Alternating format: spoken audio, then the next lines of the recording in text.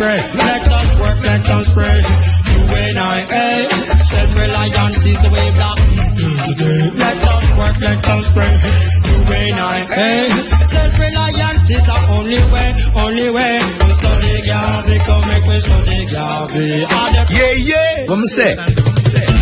Straight. You hear that? Marcus Garvey works. As we come to you live from the courtyard of Irie FM, and the music is happening in the courtyard as we move closely into the second segment of the proceedings here live from Coconut Grove, celebrating the birth date of Mwalimo Marcus Mosiah Garvey, live on stage. The man himself, DJ Chris. We're linking live with DJ Chris. Excuse me while I light my split.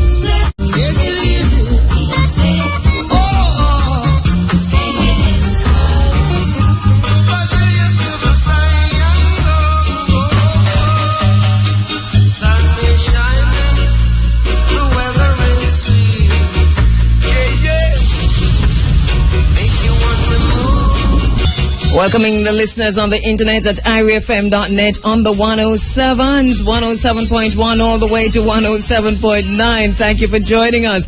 Welcoming those who have joined us in the courtyard of IRFM. Welcoming to the podium my sister Amina Blackwood Meeks, who is already standing by. And Amina, the world is watching you dancing to the lyrics, to the rhythm, to the tune. The world is seeing you, my sister Amina. It's beautiful, beautiful.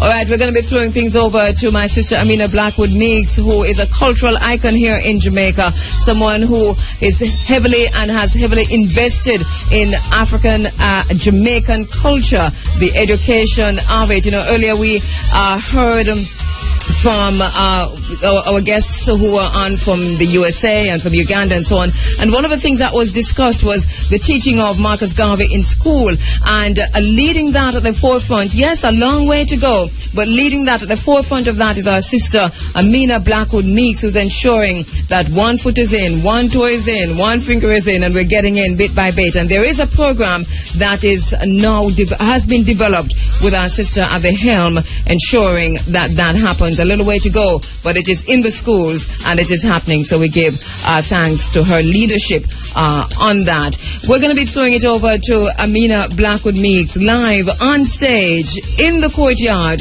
of Irie FM. Over to you, my sister.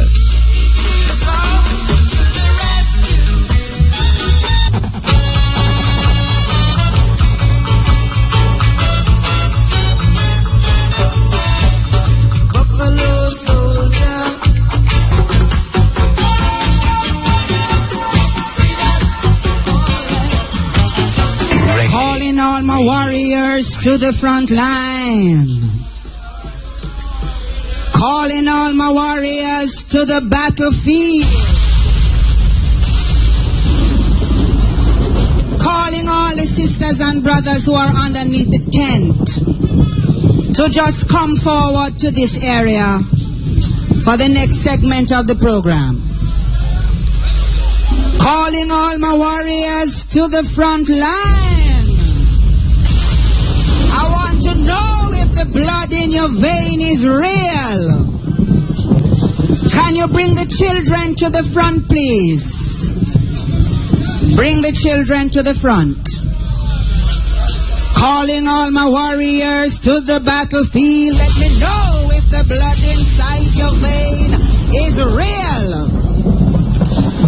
Calling all the warriors to the front line. Calling all my soldiers to the battlefield. I want to see the children in the front, please. Children, children. Calling all the warriors. Young in body and young in spirit. Young in age and young in heart. I calling all the children of Paul Bogle. You're not afraid of little son. I'm calling all the children of Sam Sharp. You know how much son did burn Sam Sharp? I call in all the children of Comfortaki. I call in all the children of Queen Nanny. I call in all the children of Daddy Marcus. I call in all the children to find shelter under the black, the green, and the red. I call in all the warriors to the front line. Bring me the children, please, and put them in the front. Bring me the children. That's everyone under 18. Bring me the children and put them in the front. Children cannot know what we do not teach them. I call in all the warriors to the front line. I call in all my soldiers to the battlefield. I know that Sister Erna Brodba is somewhere on the ground. So I'm singling out Sister Erna Brodba, and I'm calling all the sisters and brothers who are over the age of 70.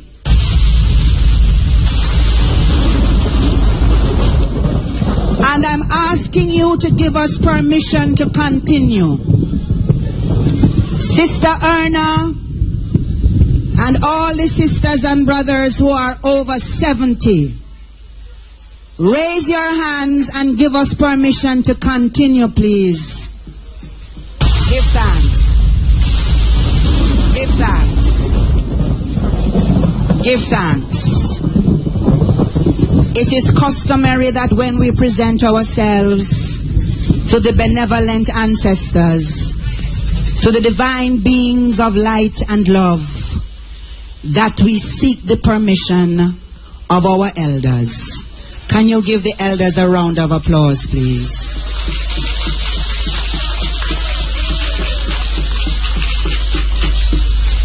We are going to be presented to the ancestors, and we are going to present this occasion to the ancestors for their blessings in 3 parts. I'm going to announce the 3 parts because I'm not going to interrupt them.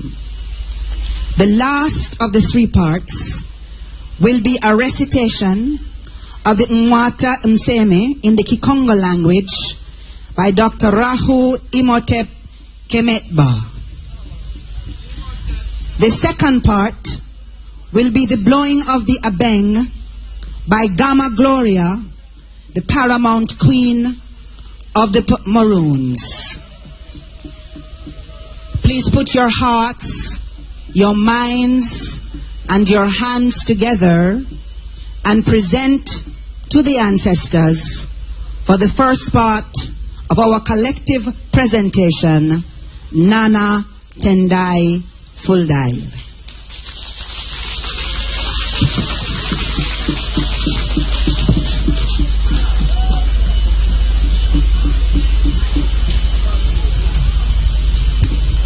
Give thanks and praise. In traditional African society, on occasions like this, libations were always poured. We pour libations to honor the ancestors. We pour libations to open the doors so the circle will not be closed. So we welcome our ancestors here today with us. We welcome those who have yet to come to this space, because we now are going to open the space for them to come. We welcome them to celebrate with us. Some of the things that I say, you may not understand with your ears. Your ears have been corrupted. But listen with your heart, because your DNA is still the same, the African DNA. I will start with a chant. Mojaba Fafeiku, Mojaba Fafeiku, Mojaba Fafeiku, Mojaba Fafeiku. iku. Iku intala sinjoba ingungu. Iku intala sinjoba ingungu. Mojaba pape iku. Mojaba pape iku. Mojaba pape iku. Mojaba pape iku. Iku intala sinjoba ingungu. Iku intala sinjoba ingungu. Mojaba pape iku.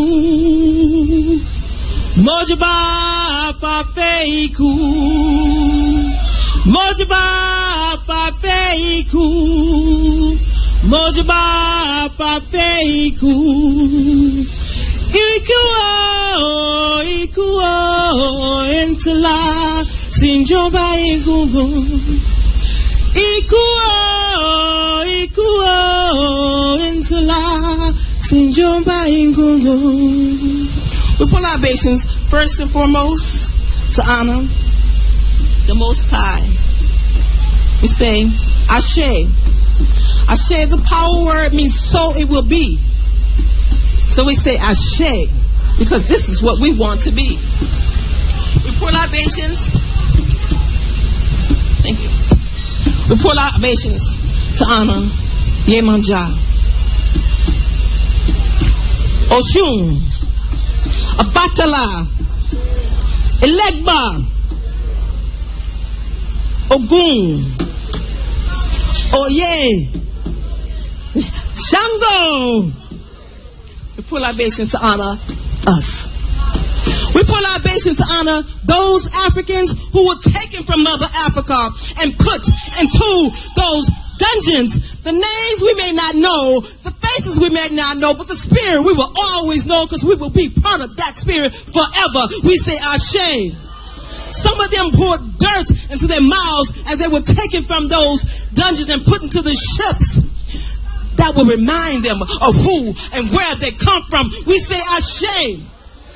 We pour libation to honor those who were put into the holds of those ships for days, for weeks, for months. Sat in those ships. Many died. Many jumped ship to a certain death because they knew they were not slaves. We say Ashe. Many of them carpeted the ocean floors with their bones. But they are still part of us. We stand today because of them. We say Ashe. We pour libations for those ancestors who now lie in mass graves, unnamed graves. Again, the faces we may never know, the names we may never know. But they are you. They are you. They are me. We stand today to represent them. Ashe. We pour libations to honor Queen Nani. We pour libations to honor Marcus Mosiah Garvey. We pour libations to honor Queen Candace, Queen Nzinga, Hannibal. Today we want to pour libations for your ancestors and my ancestors, to call them in, welcome them in to this sacred circle that we are in today. Call your ancestors, call your mothers, your fathers. Ashe, Ashe, call them. I'll call my mother, Dorothy, Richard, call them. Ashe, Ashe. We are one. The circle will never be broken. Bring them back to us so we will have the strength to know what we should do today. We will no longer be enslaved, whether it's physical or mental. We will no longer be enslaved. Today is a different day. 100 years of Garvey. Now, we will never, ever be enslaved again. Ashe, Ashe, Ashe.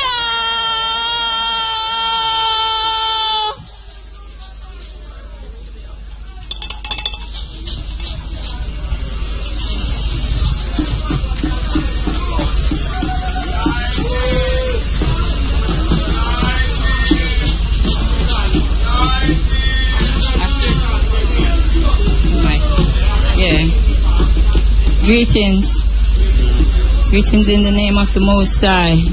Hail His Imperial Majesty, Haile Selassie I the First and Empress Meninai. Hail Yankee Pong, the god of the Maroons that our ancestors used to call upon in those days. Hail all our ancestors. Today we are here on this very special day, this awesome hour, to call the ancestors. As you know, the Abeng is a communication tool that communicate between the two worlds, the spirit and the physical world here. So we are going to call upon our ancestors. We are going to invoke and awake the spirit of Marcus Garvey. Because Marcus Garvey said in his own words that if death has any power, then in those days he will be the real Marcus Garvey. If we call upon him, he will come back with countless million to defend us in this day. We hail Queen Mother Nani, Naya Bingiai, Shekemet, the lion goddess of Egypt. We hail Queen Naya Bingiai, Asantiwa, Ashanti spirit that fought the British. Never give up. She said in her own words that she don't know how to fight her people, but she know how to fight the white man, the enemy. And she said, let us fight and free Jamaica. So I stand in the powers today of Queen Mother Nani, representing on the shoulders of our ancestors who trod these grounds, representing and carrying on our message in this time to see that her will be done. Her will is I and I command. So I call the Abeng once.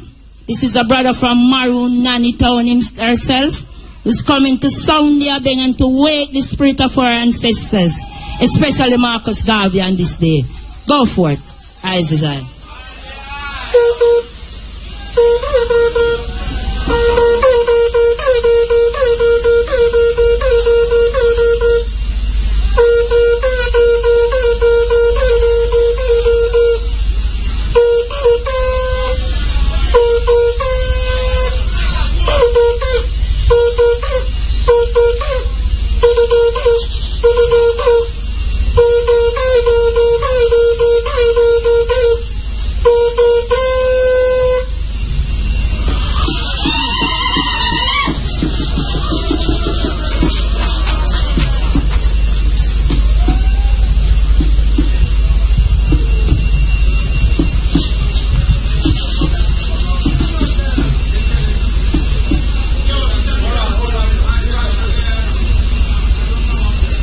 Greetings, peace and blessings as we greet you and continue to invoke the energies of our ancestors on this, the 127th anniversary of Mwalimo Marcus Messiah Garvey.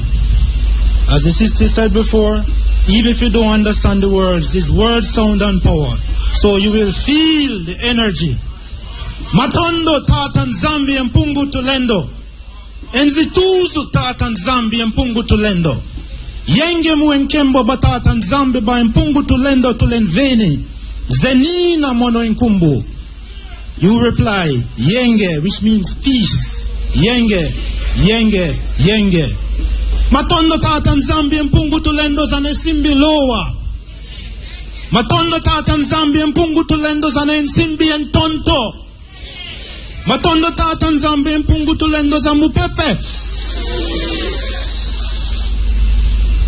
Matondo tatan zambi mpungu tulendo za maza.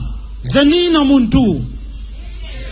Matondo tatan zambi mpungu tulendo za pie. Zenina muntu. Matondo tatan zambi mpungu tulendo za biminti. Zenina muntu. Matondo tatan zambi mpungu tulendo. Enzituzu tatan zambi mpungu tulendo. Yenge mwenkembo batatan zambi ba mpungu tulendo tulenveni. Zenina mono inkumbu. Yenge, yenge, yenge. Matondo tatan zambi mpungu tulendo za bakulu mwela Congo. Matondo tatan zambi mpungu tulendo za bakulu Mwalimo Marcus Messiah Garvey. Matondo tatan zambi mpungu tulendo. Enzituzu tatan zambi mpungu tulendo. Yenge mwenkembo batatan zambi ba mpungu tulendo tulenveni. Zenina mono inkumbu. Yenge, yenge, yenge, yenge.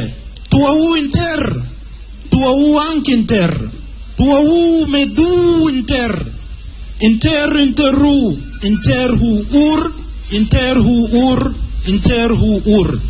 Tuau ank inter, tuau medu inter, tuau asar inter, tuau aset inter, tuau eru inter, interu, interhu ur, interhu ur. Tuau you Mekfet, keriheb, I pet, I sut, inter, tuau medu inter, tuau medu nefer inter, interu, interhu ur, interhu ur. Peace and blessings. Blessed. Ashe. You know, if we pay more attention to our grandparents, we know that what has been said up here today, them say it every day. But true, we think them talk foolishness. We not hear how often them cry for peace. Yenge mama give me yenge, oh yenge mama give me yenge. Why? Give me yenge mama, give me yenge. You know, hear them sing that all the time. Then come now. Yenge mama give me yenge, oh yenge mama give me yenge. Why? Give me yenge mama, give me yenge. Of course we know that there is no peace without justice. So we are crying for peace, but we want justice. Can we just put our hands and hearts together and thank the sisters and the brothers for presenting us and this occasion for blessings. So this year we are celebrating the 100th anniversary of the UNIA. And today we are celebrating the 127th anniversary of the birth of the greatest black man who ever walked the face of this earth. Because you know, go on like you don't hear what me say. So I'm going to say it again. Me say, this year, we are celebrating the 100th anniversary of the only organization ever created to unite black people in every corner of the globe. And may I say, that we are celebrate the 127th birthday of the greatest black man to walk the face of this earth, whose name is known in every corner of the globe. You hear what I say? Hear what I say again? May I say, if Garvey did form this organization 100 years ago, and if him did born 127 years ago, is how old Marcus Garvey was when him get that vision. Is how old Marcus Garvey was when him realized that vision. Then how we are walk around and go on like say nothing are going for we. Because we have to make something go on for we. When Marcus Garvey speaking, wasn't giving us no instruction. He was simply calling attention that he was the answer to every problem we see. Up, ye mighty race. Up. Up. Up. Is not a recitation. It's not something for take out and repeat it just to we want for sure like say we know it. It is something for us to live. Up, ye mighty race. So today as we celebrate Marcus Garvey, we are asking ourselves, who really was Marcus Garvey? Neto Meek say Marcus Garvey was a hero to some and a 50-cent coin to many. For that's all we know. We don't know him as something we live inside our heart that we must do. So we want to give thanks for this occasion. We want to give thanks, Sister Andrea Kabu, that the Marcus Garvey birthday celebrations are back at home. We took a break last year. We went somewhere else last year. But this year we in our yard. You're supposed to clap for that, man. This year we are going like a we named Miriam Makeba. The black man is claiming his own piece of ground. And we are reclaiming, yes sir, in the name of Marcus Messiah Garvey. We want to give thanks to all the sisters and brothers, all the children, those who were in front of the stage and those who work backstage to build the energies of this morning so that we have energies to carry forward. Can we give them a round of applause?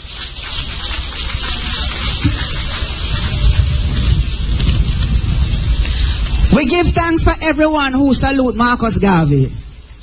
We give thanks for everyone who hold the vision. You know, you mustn't just talk people behind them back. You must talk people in front of them face. Yesterday I talked the next speaker behind our back. Because sometimes you hear people and make some word, sound and power. So I had to say, when this sister make this word, sound and power up on the microphone, she make it because she's a politician, or she make it because she really believe it. And the people may ask, say, I don't even know when she turned politician. For it's long time I hear her and make them words sound and power there. So we want to give thanks for the sincerity that we carry forward from we little and a grow till we turn politician. And we want to give thanks for the member of parliament for North East St. Anne. I'm going to say MP, but I'm also going to say Sister Shahini Robinson to come forward and bring us her message on this great celebration. Thank you, Amina. My brothers and sisters, it is good to be here with you again. We're celebrating. I have been with you every year, and as long as there is life, I will be here. As we celebrate this important day and place Marcus Garvey in the spotlight, we seek in no way to diminish the contributions and achievements of our other national heroes who each have made a significant impact on our country and people. However, today, Marcus Garvey takes center stage. As a son of St. Anne, born in 1887, his life and his work is as relevant today as it was almost 100 years ago. Marcus Garvey led the charge for equal rights and justice for people of the black race, and to instill in us as a people a sense of unity, identity, and pride, which would spur us into achieving greatness. Not just for ourselves, but for others as well. This brings me to one of my favorite quotes of Marcus Garvey. And it says, "The ends you serve that are selfish will take you no further than yourself. But the ends you serve that are for all in common will take you into eternity." This is a quote that I hope will resonate with all of us. I ask you to take the time to pause and reflect on these wise words of a great man. Many times in the pursuit of our goals, we seem merely focused on ourselves and our own immediate gratification. I appeal to you to be your brothers and sisters' keeper. Extend your hand of love and friendship to others and lift them up when they have fallen. I urge you to give service to the less fortunate and marginalized and stand up for what is just and what is right. The inclusion of the teachings of Marcus Garvey's philosophies in the formal curriculum of secondary school is a move in the right direction, as it will inculcate in our youth a firm appreciation for the life and work of Marcus Garvey. It will give us a pride in our identity as a black race and the impressive legacy he left from which we all benefit today. However, I want you to listen to this because I feel compelled to say it.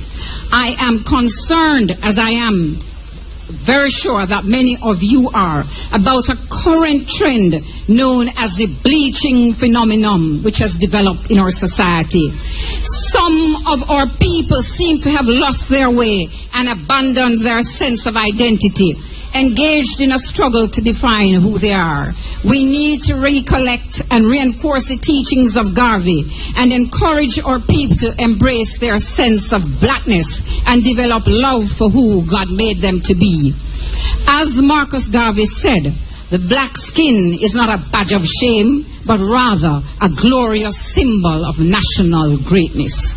We are a great people and a great race with a rich legacy left by our forefathers and Marcus Garvey. Let us not fail them. Let us not fail Garvey. Let us not let their blood, sweat, and tears be for nothing. And I could not end today if I did not touch on Marcus Garvey's unfulfilled 1929 manifesto, in which he wanted land reform and judicial reform. Today they are unfulfilled. We want land for the landless. Too many persons are living in informal settlements. As Jamaicans, we need to change that. We need also to cultivate the will to create judicial reform so that there will not be any more Mario Deans that died in Montego Bay in the lockup. We must put our voices collectively together and fight against those things, those forms of oppression. And I know that I want to just congratulate Area FM and all the partners and wish for them every success in what they have done. And I close with the words of His Imperial Majesty Emperor Haile Selassie, who said, "We know we shall win as we are confident in the victory of good over evil." Thank you.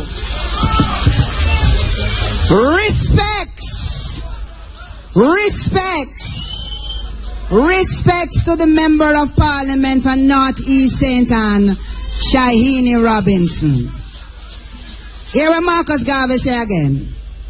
Before you have a government, you must have the people.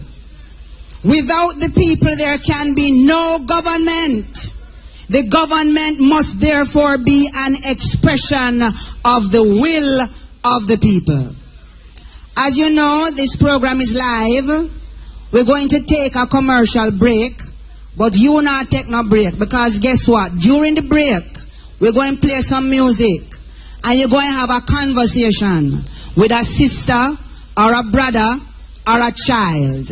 And that conversation will be what Garvey mean to you beyond just being able to repeat something we did say.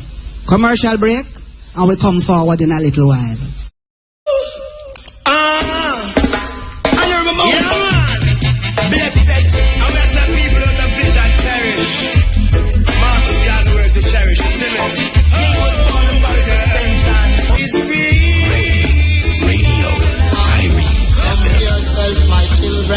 All right. We're still coming to you live from the courtyard of Irie FM, and boy, oh boy, how the crowd growing here at the courtyard of Irie FM. This is a buzz of activities. So much happening here on the grounds that we did say that this was going to be a very, very, very special tribute to Mwalimo Marcus Messiah Garvey, and that it is on the stage live, DJ Chris with the music. But quickly to let you know, listen up.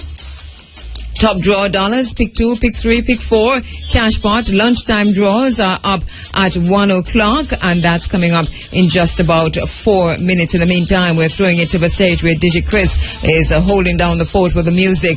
In this segment of the proceedings for today, the guest speaker, Professor Oberte Shaka, will be speaking.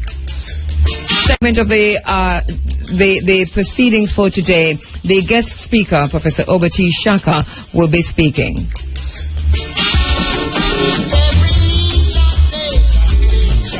Reggae Radio, Irie FM. And isn't it strange how princesses and kings, just like common people like you and me, will be builders for eternity. Each is given a bag of tools, a shapeless mast, and a book of rolls. 32 Market Street, son of a mason and a dressmaker. You know how much sun burn him? You know how much time Garvey must did say? 96 degrees. We're going to get a glimpse of what that Mossy could have maybe did look like. one of the most powerful dance troops, me I go say in the world. But you will not see all of the dance troops in the world. We are going to say in the region because we're sure about that. One of the most powerful dance troops in the region is homegrown. Right here in Jamaica. Them just celebrate them 31st anniversary. Them announced the 30th anniversary. And that was last year. So this year is the 31st. I want you to give Sister Lantonette Steins a round of applause for establishing the group, for giving it our own dance vocabulary, and for developing Lakatko into a united Caribbean dance force. Some of the brothers from that dance force will now dance for us to Marcus Garvey and 96 degrees. Real hot. There is no pitiful people who deny their past. My foreparents, my grandparents, my mother, my father did not suffer and die to give me an education to slight, oppress, or discourage my people. Because whatsoever education I acquired out of those sacrifices of over 300 years, I shall use for the salvation of the 400 million black people of the world. And the day when I forsake my people, may God Almighty say there shall be no more light for you.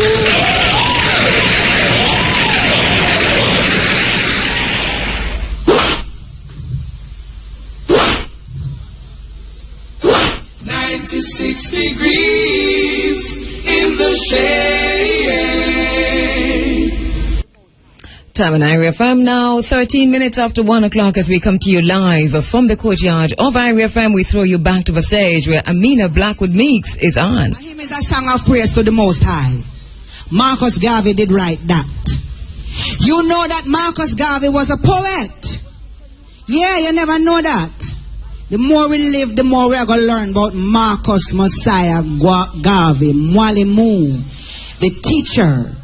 And so we're going to salute Marcus Garvey now by listening to some of his poems.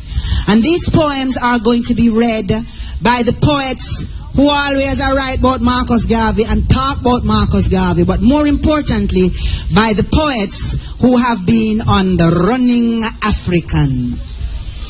Now, we don't want you to think like say poetry is just entertainment. For here what Peter Tosh did say about entertainment. Him say when we come to sing and chant, we don't come here for entertainment. But we come here to flash lightning, earthquake and thunder in these places of destruction and righteousness. Therefore we come to change unrighteousness into righteousness. And we come to change destruction into construction. And we not come here for entertainment, although we enjoy what we as a profile.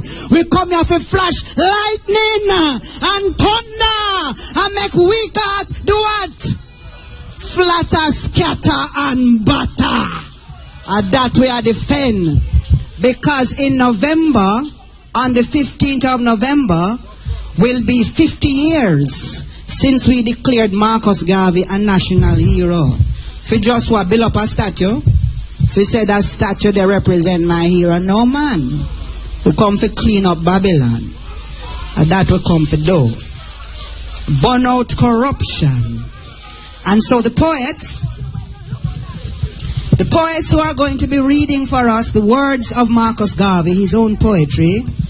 Roger, concrete, asphalt, step up, make we see where you look like. Tekla, Mekfet, step up, make we see where you look like. They're going to be reading in that order, the order in which they are called. Sistah Anifah, step up, make we see where you look like.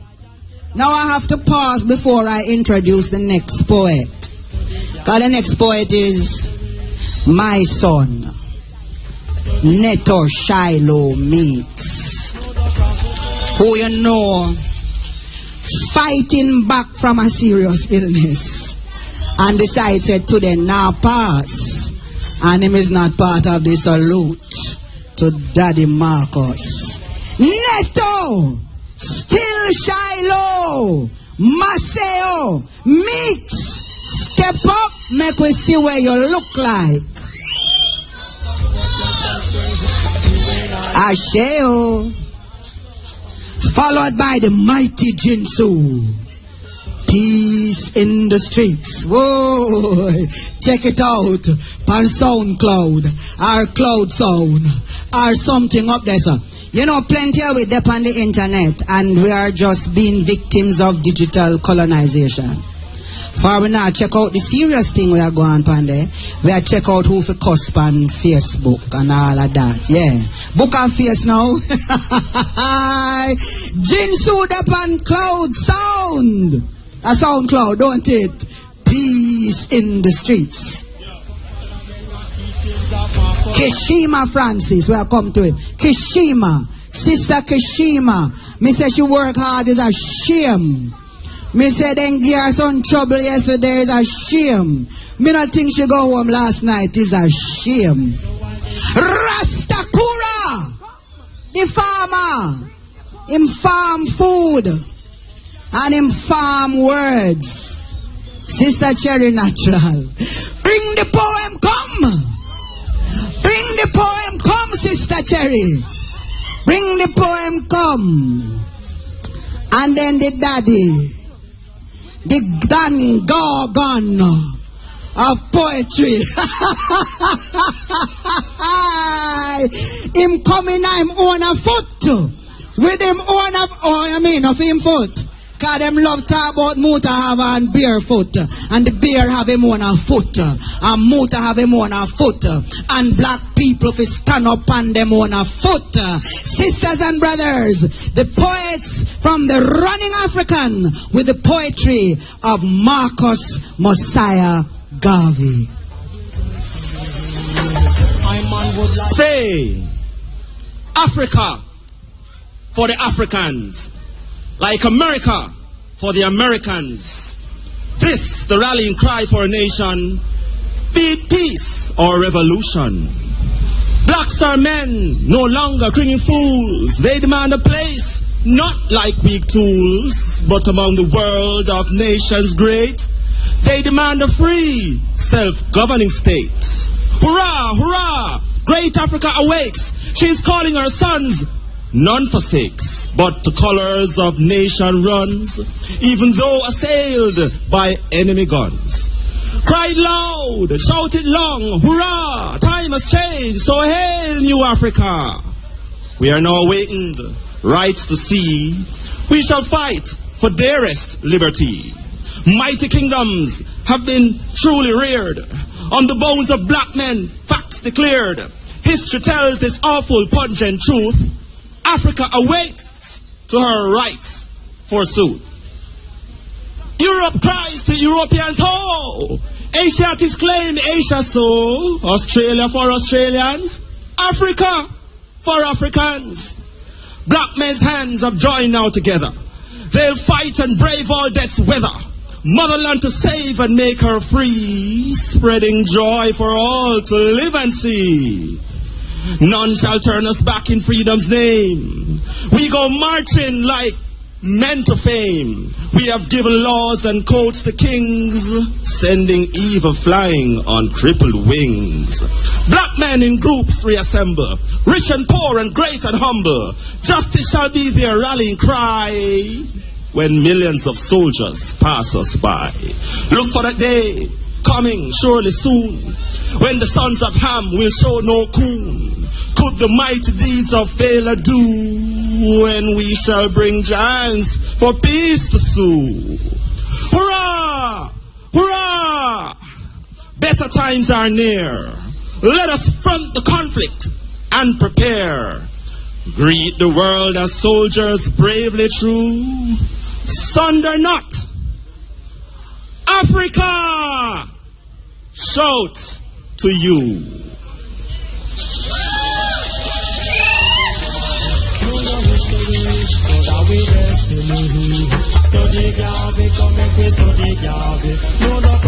Greetings. This poem is entitled Go and Win. Ye Africans of the world, another day has come to test your worth of racial character. Your lives and homes you see are threatened everywhere. The time is now for you to do and then to dare.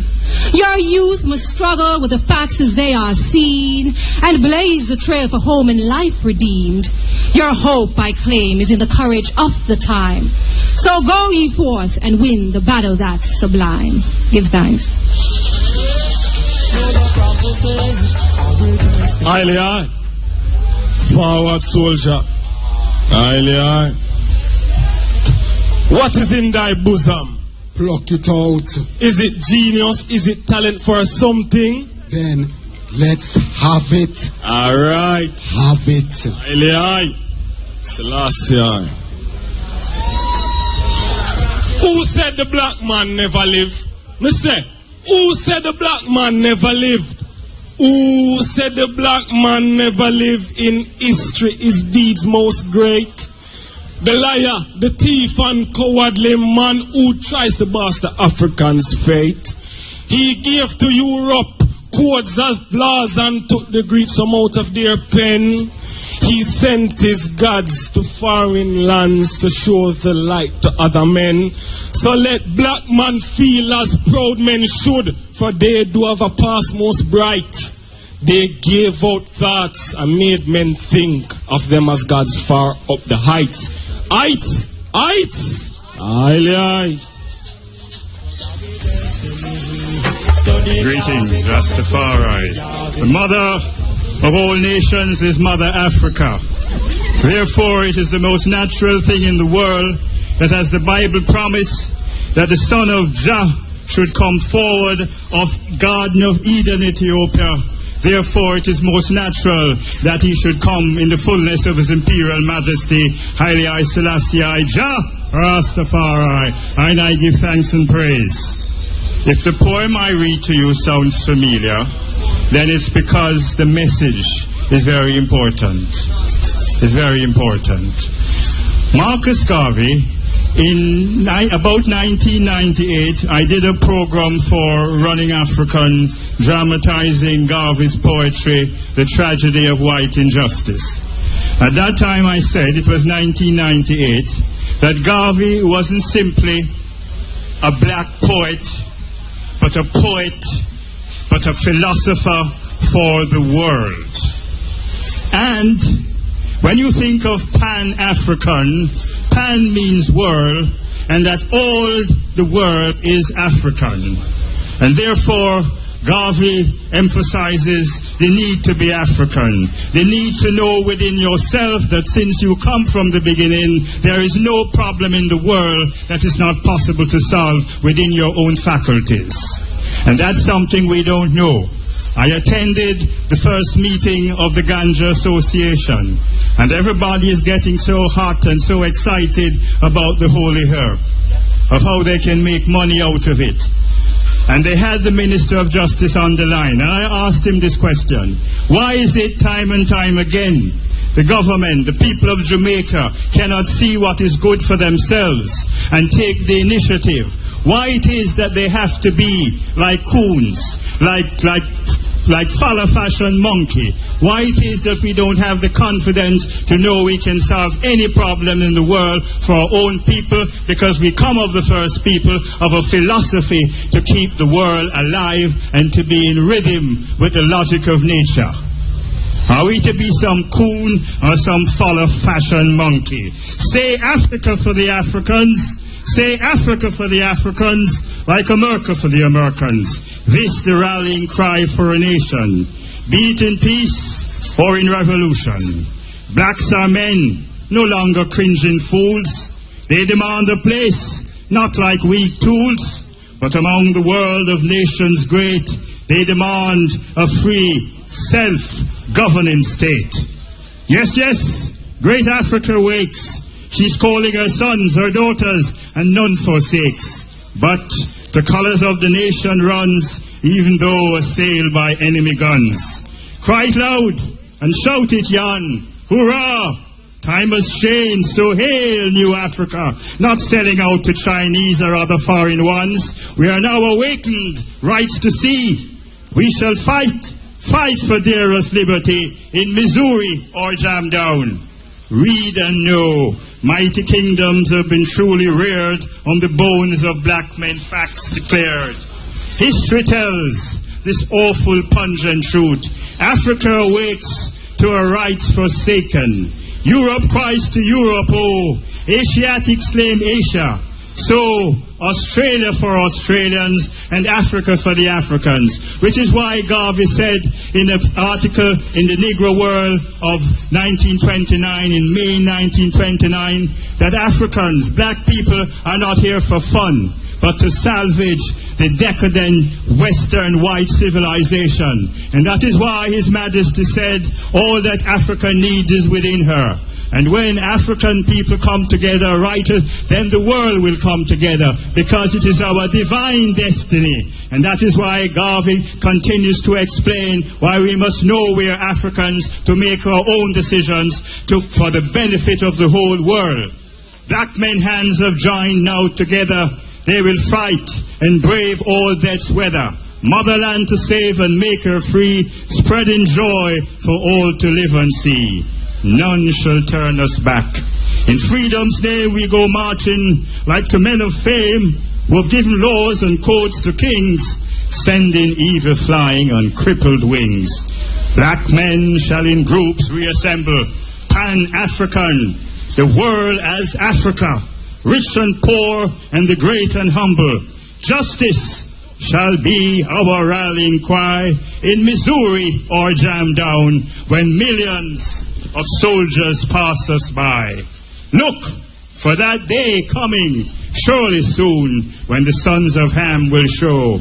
No coon could the mighty deeds of valor do, that which shall bring giants for peace to sow.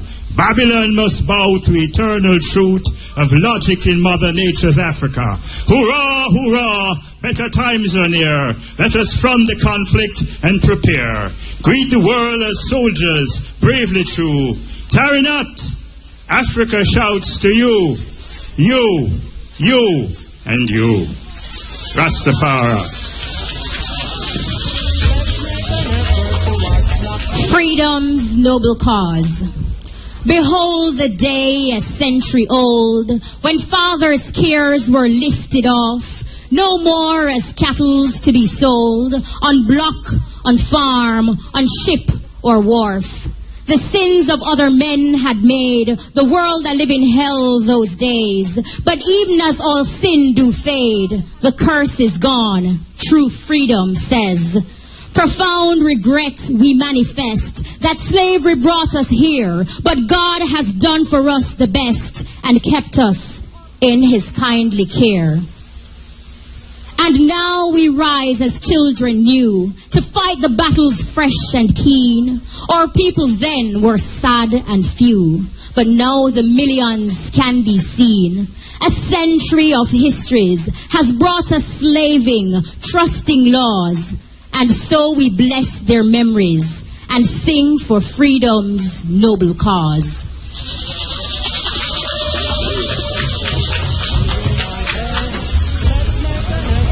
Hail, United States of Africa. Hail, United States of Africa, free.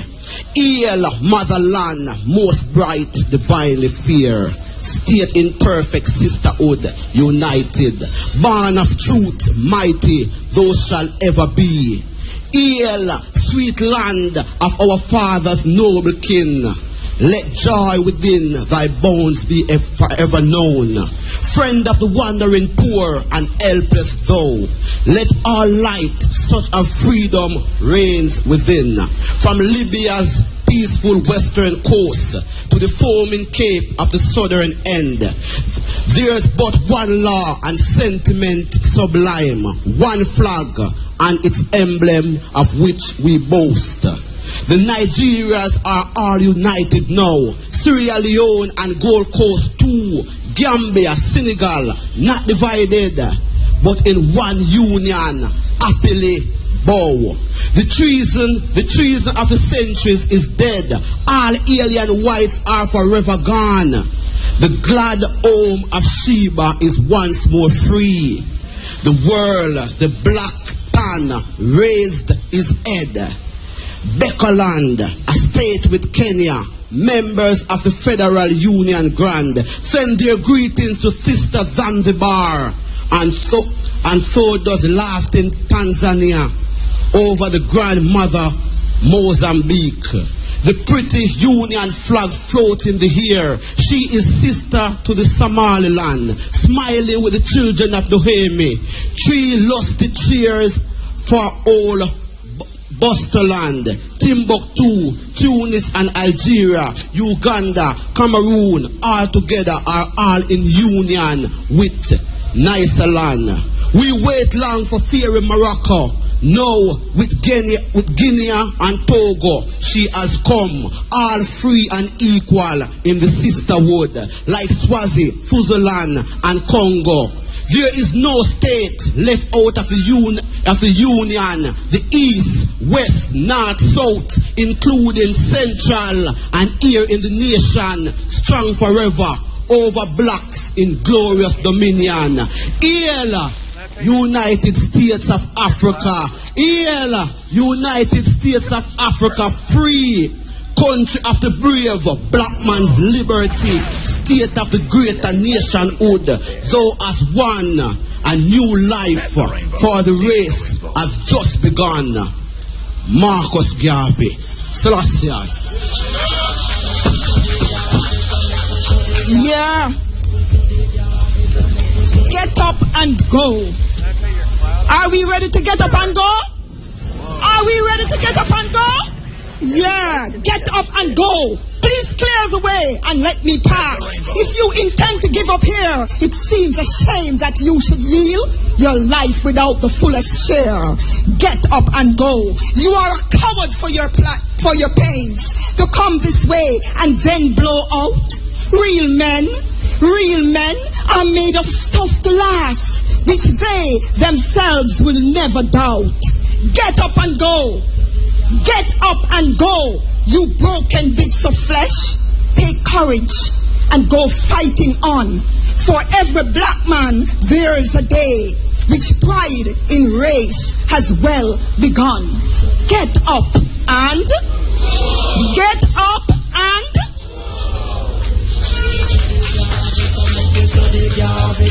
The Black Woman by Marcus Garvey. Black Queen of Beauty, thou hast given color to the world.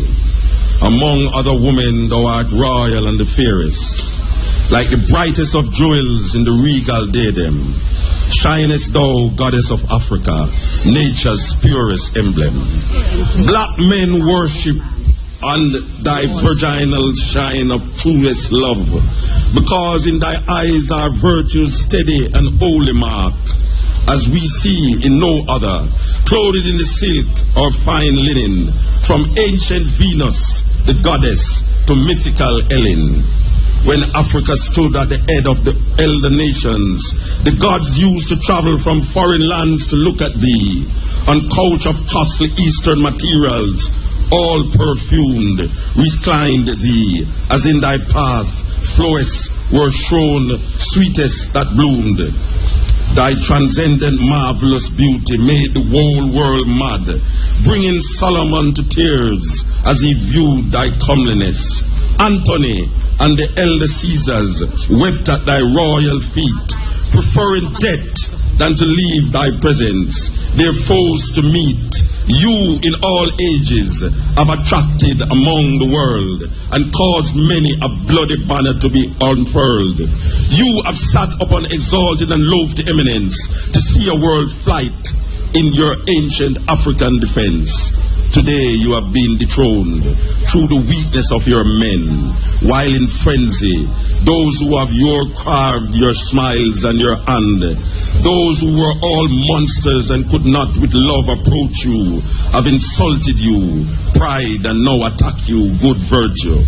Because of this union, you become a mother of the world, giving tinge of robust color to 5 continents, making a greater world of millions of colored races, whose claims to beauty is reflected through our black faces. From the handsome Indians to European brunettes, there is a claim for that credit of their sunny beauty that no one can hear to take from thee. O queen of all women, who have borne trials and troubles and racial burden, once more we shall in Africa fight and conquer for you, restoring the purity crown that proud Queen of Sheba did wear. Yea, it may mean blood, it may mean death, but still we shall fight, bearing our banners to victory, men of Africa's might. Superior angels look like you in heaven above, for thou art fairest, queen of the seasons, queen of our love. No condition shall make you us ever in life desert thee, sweet goddess of the evergreen land and place placid blue sea. The poets of running African, and is a whole heap of money them spend on 3 miles and the traffic same way. And downtown, no love when rain a fall. Bushman, with the words and music of Peter Tosh.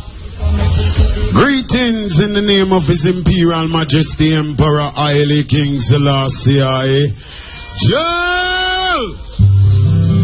Rastafari, mighty and terrible unto men, omnipotent, omnipresent, mighty one of creation. In the beginning was the Word, and the Word was Jah, and the Word was with Jah. In the beginning, Jah created the heavens and the earth, and He made man in His own image and likeness, and He gave unto man wisdom, knowledge, and understanding. Hail Emperor Haile King Selassie Rastafari, omnipresent, omnipotent, lightning.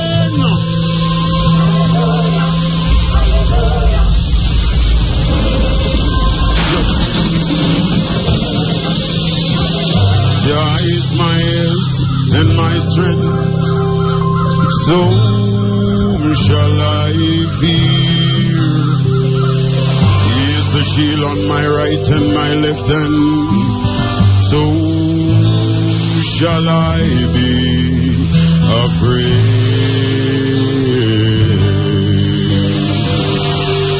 Jah is my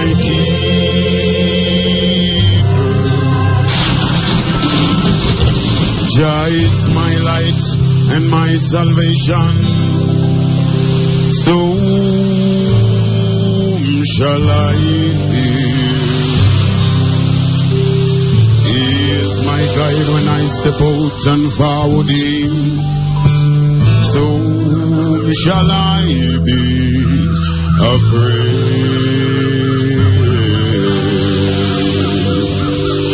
God is my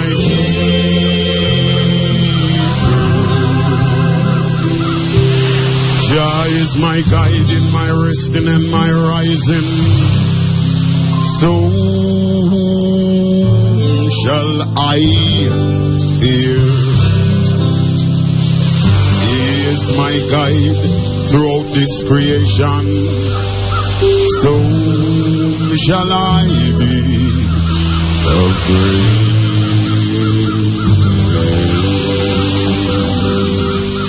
Jah is my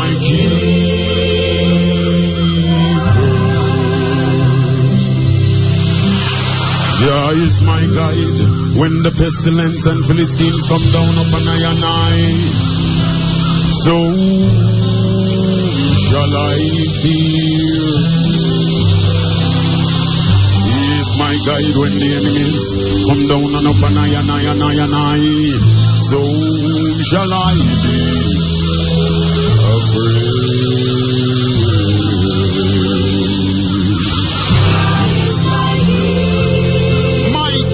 Terrible judgmental God, omnipresent.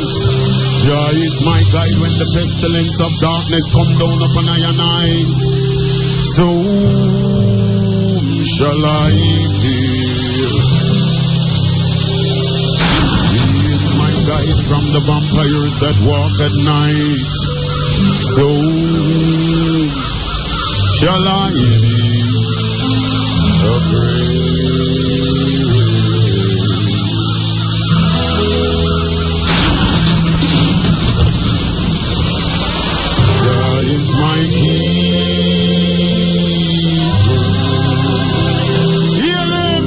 Whether you want to call him Yahweh, whether you want to call him God, whether you want to call him Jesus, whether you want to call him His Imperial Majesty Emperor Haile King Selassie, know that he's almighty and powerful, judgmental and terrible unto men, and them and those who take cross counsel against him, saying, let us break their bands asunder and cast their cause away from us. He that sits in high seat shall laugh. Ha ha ha ha ha ha. Mighty and terrible. Mighty and terrible. Judgmental God. Jah is my health and my strength. So shall I fear. He is the shield on my right and my left hand. So shall I be afraid.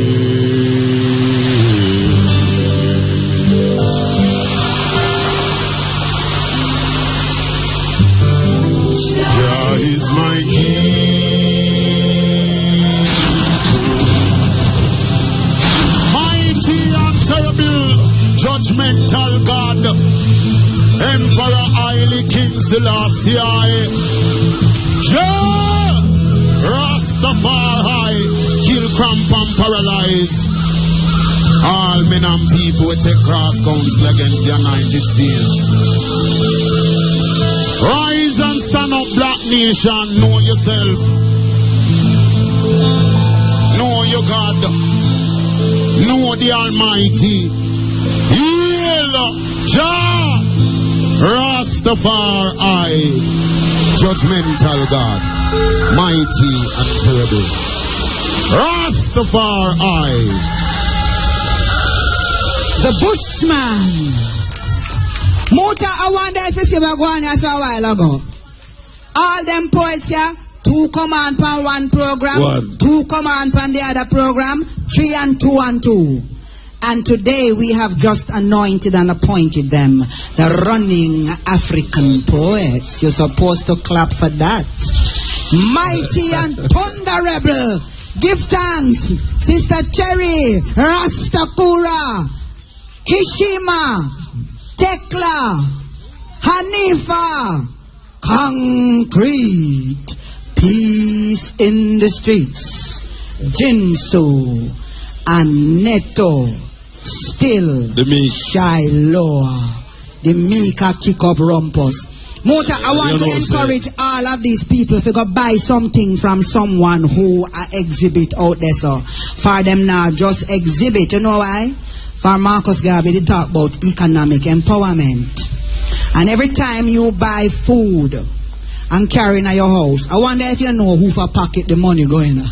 Well, I want to tell you something, you know. I stand up this a while ago with the sister and she showed me a little piece of paper.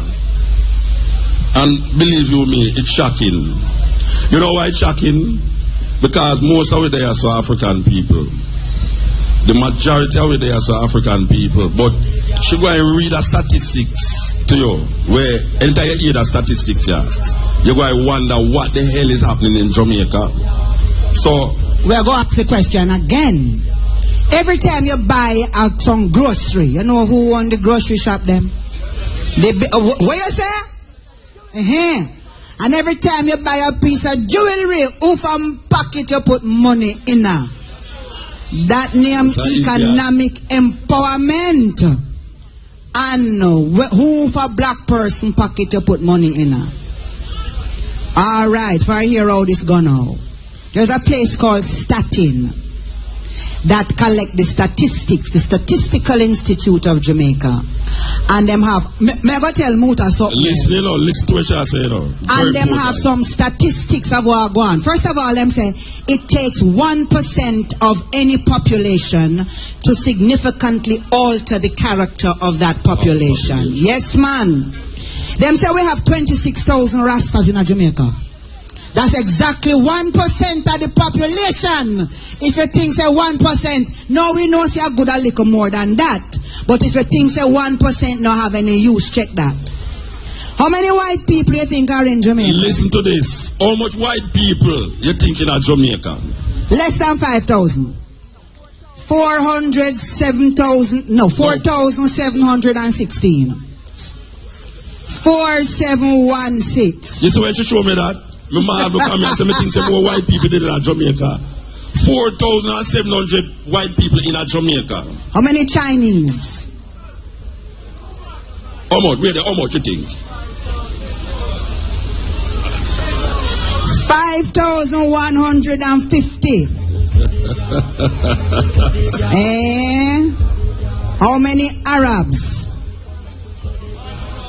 759. The historical records say that the number of Jews in Jamaica have never been more than 500. The latest census lists them as 350. Jews in Jamaica. Don't it look like more? It feel like more. Yes. Because we hardly see them. The Indians now, only 1,000 of them are listed as owning businesses. But it's 23,000 of them. Which part we there? In terms of what Muta just said, the economic empowerment, which part we there? How come 2.7 million people there at the bottom? 2.7 million black people in Jamaica. And when they are at the bottom, while white people only have 4,000 white people in Jamaica. The Chinese only have 5,000. The Jews have 350. 2.7 million black people. We have to think about them things there. Serious thing. Think about it. So don't just walk past the sisters and the brothers. Give them a round of applause. Who are living Marcus Garvey's philosophy of economic empowerment. Don't just walk past them. Put money in our own pocket. Now, so it go? Put money in our own pocket. And a rocket science to live the philosophies and dreams of Marcus Garvey. We're not just here to recite what him say. And we're not just here to have a birthday celebration. We are here because it has meaning for who we are and how we go forward. Big up Irie FM. Yeah, this is out of you, I say. Big up Sister Andrea. Sister Kabu, who renamed me Amina Wanjira. So from now on, if you hear Amina Wanjira, you know say is me. Them I deal with. Yeah. We're calling all the warriors. We're calling all the warriors. Because the business mean to get more serious. I can say that. The business mean to get more serious. So if you need to get a drink of water, Professor Dr. Crooks told us this morning why it is so important to have some water. Have a sip of water. For class is about to recommence. And when class starts, when I want to one hand and go up and say, excuse me, I would like to have a sip of water. Yeah. We want your full attention. So get a sip of water and come forward. Bring the children and come forward. The children are allowed to take a little bit in the shade. But we want to see all the elders, all the sisters and brothers, all the aunties, all the mothers and fathers leading by example. We want to give thanks for Dolly Brooks. We want to give thanks for Carla Gordon, Ras Biz, Aisha Mecca. People always say them can't find no one to do natural here. Aisha Mecca there. And there is no one in this crowd suffering from heliophobia. You're supposed to know that word, you know. Heliophobia. Only people who are bleach suffer from heliophobia. That is the fear of sunlight. We give thanks to Money College, all our other sponsors, Natural Fiber Creations, Sister Taliba, Mignat Fashions. You see me, I look forget your name. What your name again? Hoover Nitro?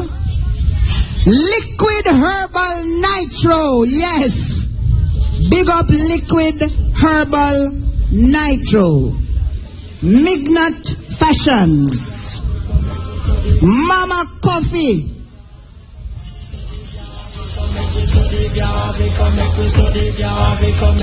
Judith Simmons.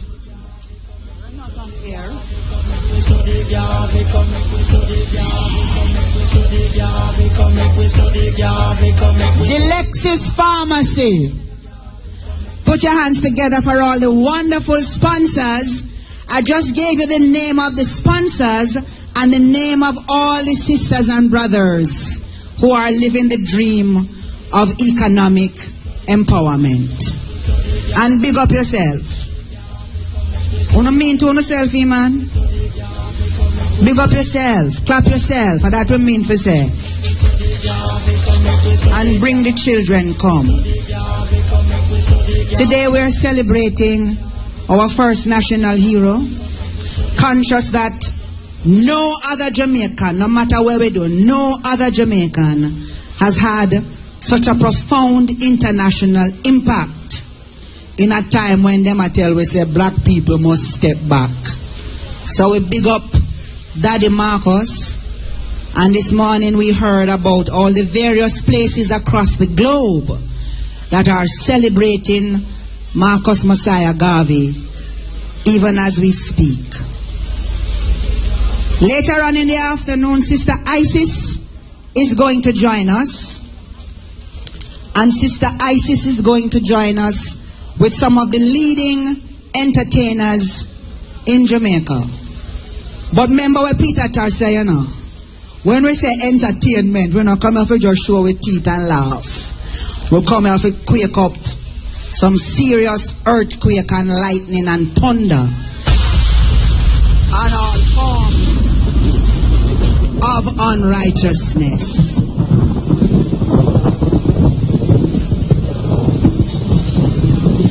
We're going to take a little break and then we're going to come back for the class. Reggae Radio, Irie FM. Professor Oberte Shaka, so we ask you to come to the center.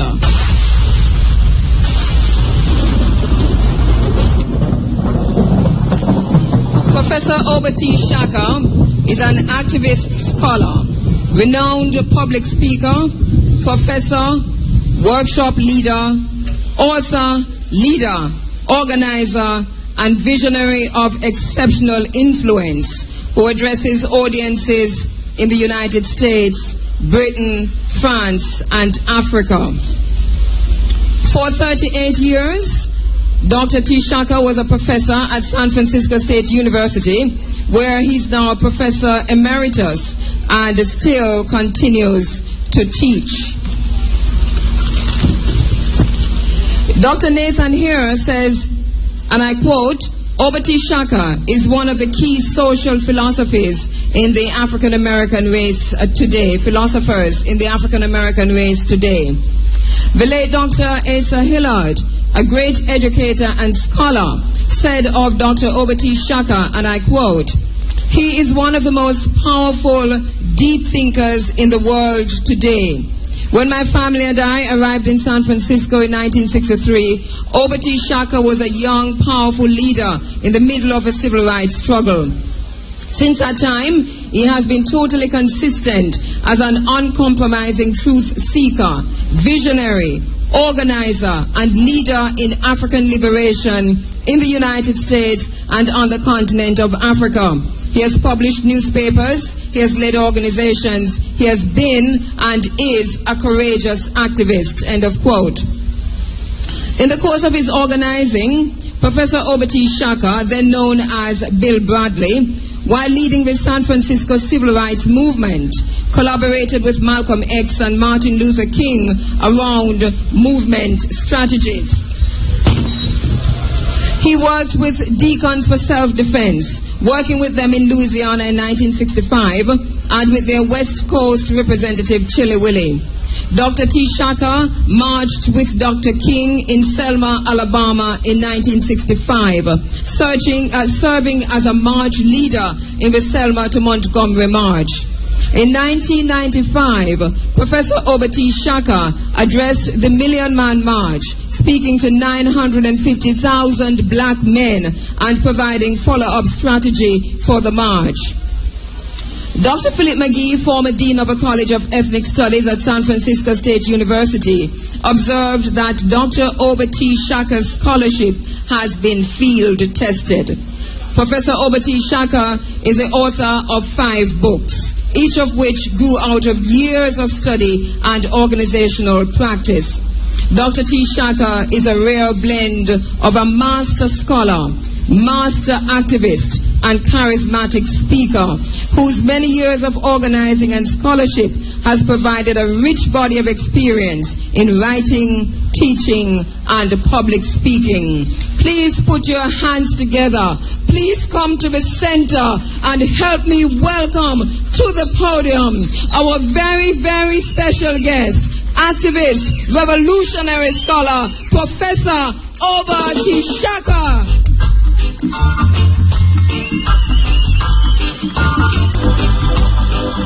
In the words of our ancient Kemetic ancestors, Hotep, peace. It's good to see all these beautiful brothers and sisters here in Ocho Rios, Jamaica. You know what I mean? This is a great honor for me to have a chance to do some sharing of some ideas on the Honorable Mosiah Mwalimo Marcus Garvey. This is a special honor for me because Garvey is my first political father. In the Black Liberation Movement in the 1960s, most of us did not know about Garvey until 1963.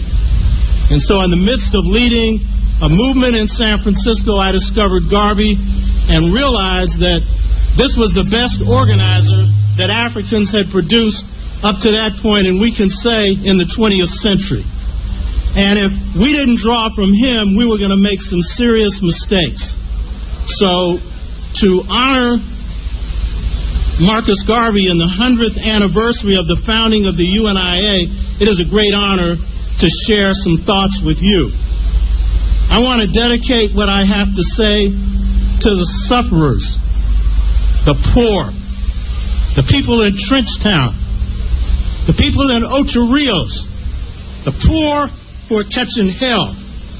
Because if you didn't get it from this introduction, I'm a revolutionary. And what I care most about is poor people. You hear me? Poor black people and poor people in general.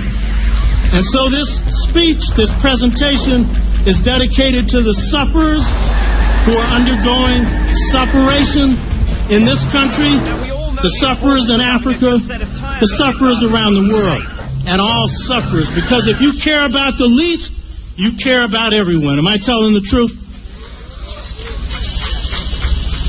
I want to have a grounding with my brothers and sisters, or in your terms, a groundation to the Jamaican nation and to those of you who are here from Ocho Rios. I want to speak to the Africans who are conscious and the ones that don't even know they're African. You know what I'm talking about? Who may be more African than many who are conscious of being African. And when I thought about this presentation, I said, you know, this isn't easy because I'm up here talking to a bunch of Jamaicans and they know Garvey better than I do. So if I come in here giving you the standard stuff on Garvey, you've already heard it. So I said, I got to do something else. So my groundation for the nation is this. Marcus Garvey, the voice of Jamaican and African American culture. Marcus Garvey, the voice for Jamaican and African American culture. And I chose this as a way to honor the Honorable Mosiah Marcus Garvey because Amilcar Cabral, who is probably the greatest leader in the 20th century, bar none, he led the liberation movement in Guinea-Bissau and the Cape Verde Islands, was assassinated in 1972, but was the best organizer, best political thinker. And he made this comment, and this is why I chose this topic. He said, the liberation movement is an act of culture. What he meant is, if we're going to honor the Honorable Mosiah Marcus Garvey, we have to honor the culture that gave birth to him and the culture that he spoke to.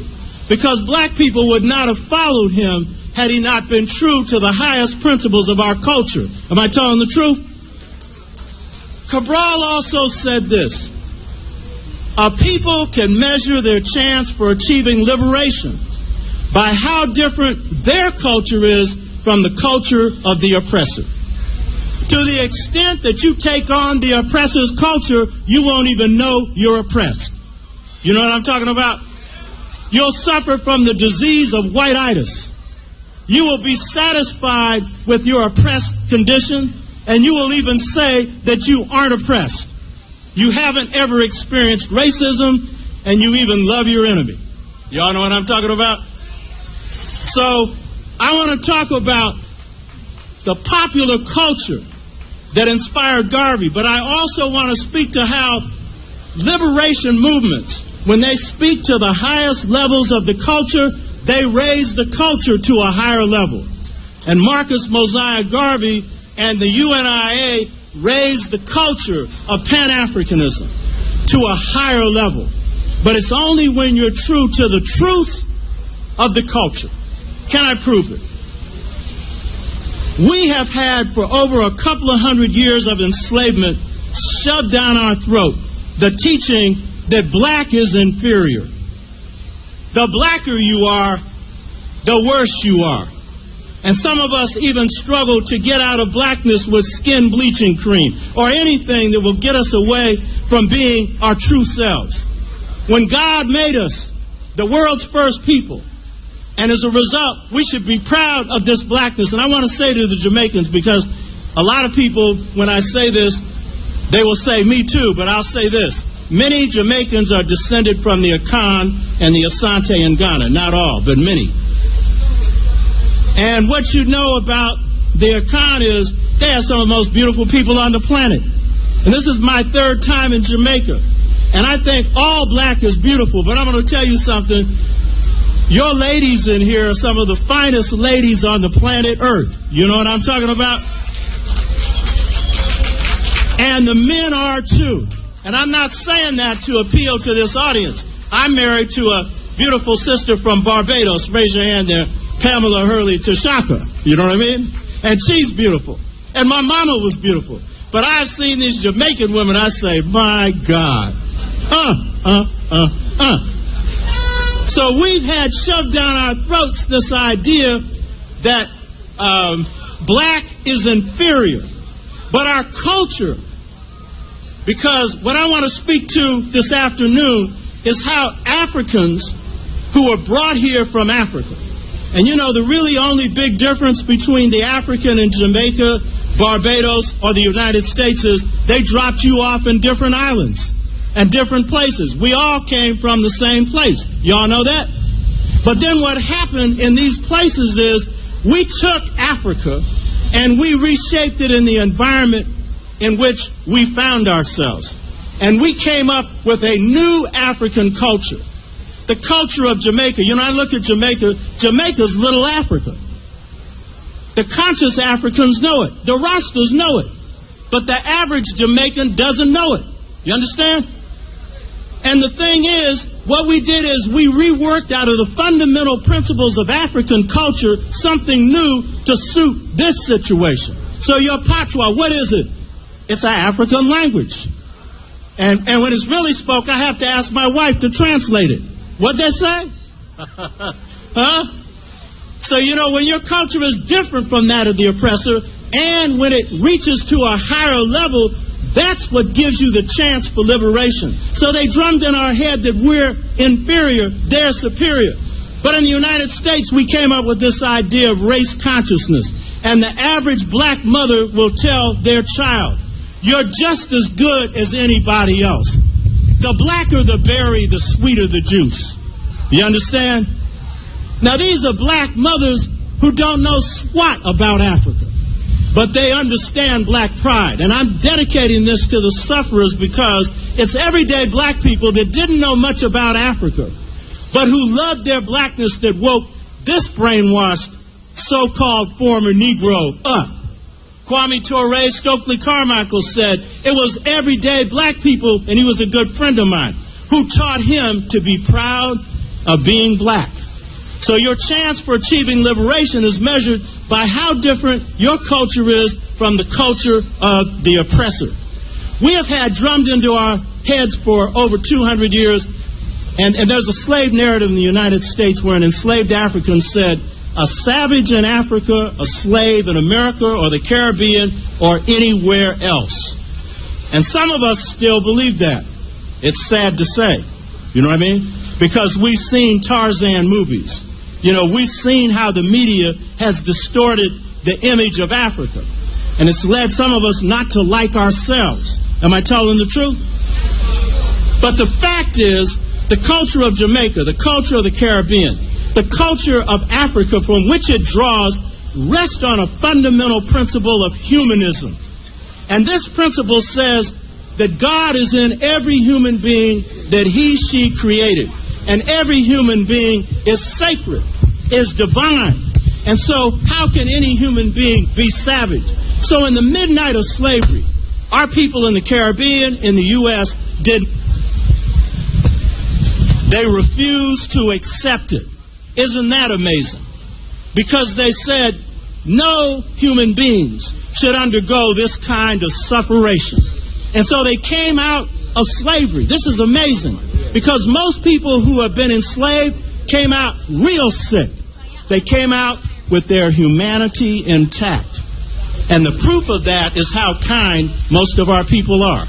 Is that the truth? Am I telling the truth? And I noticed that with the Jamaican because the Jamaican has that African personality, that niceness. Though if you're in Trenchtown, you got to be tough. I understand it. Just like New York or Mississippi.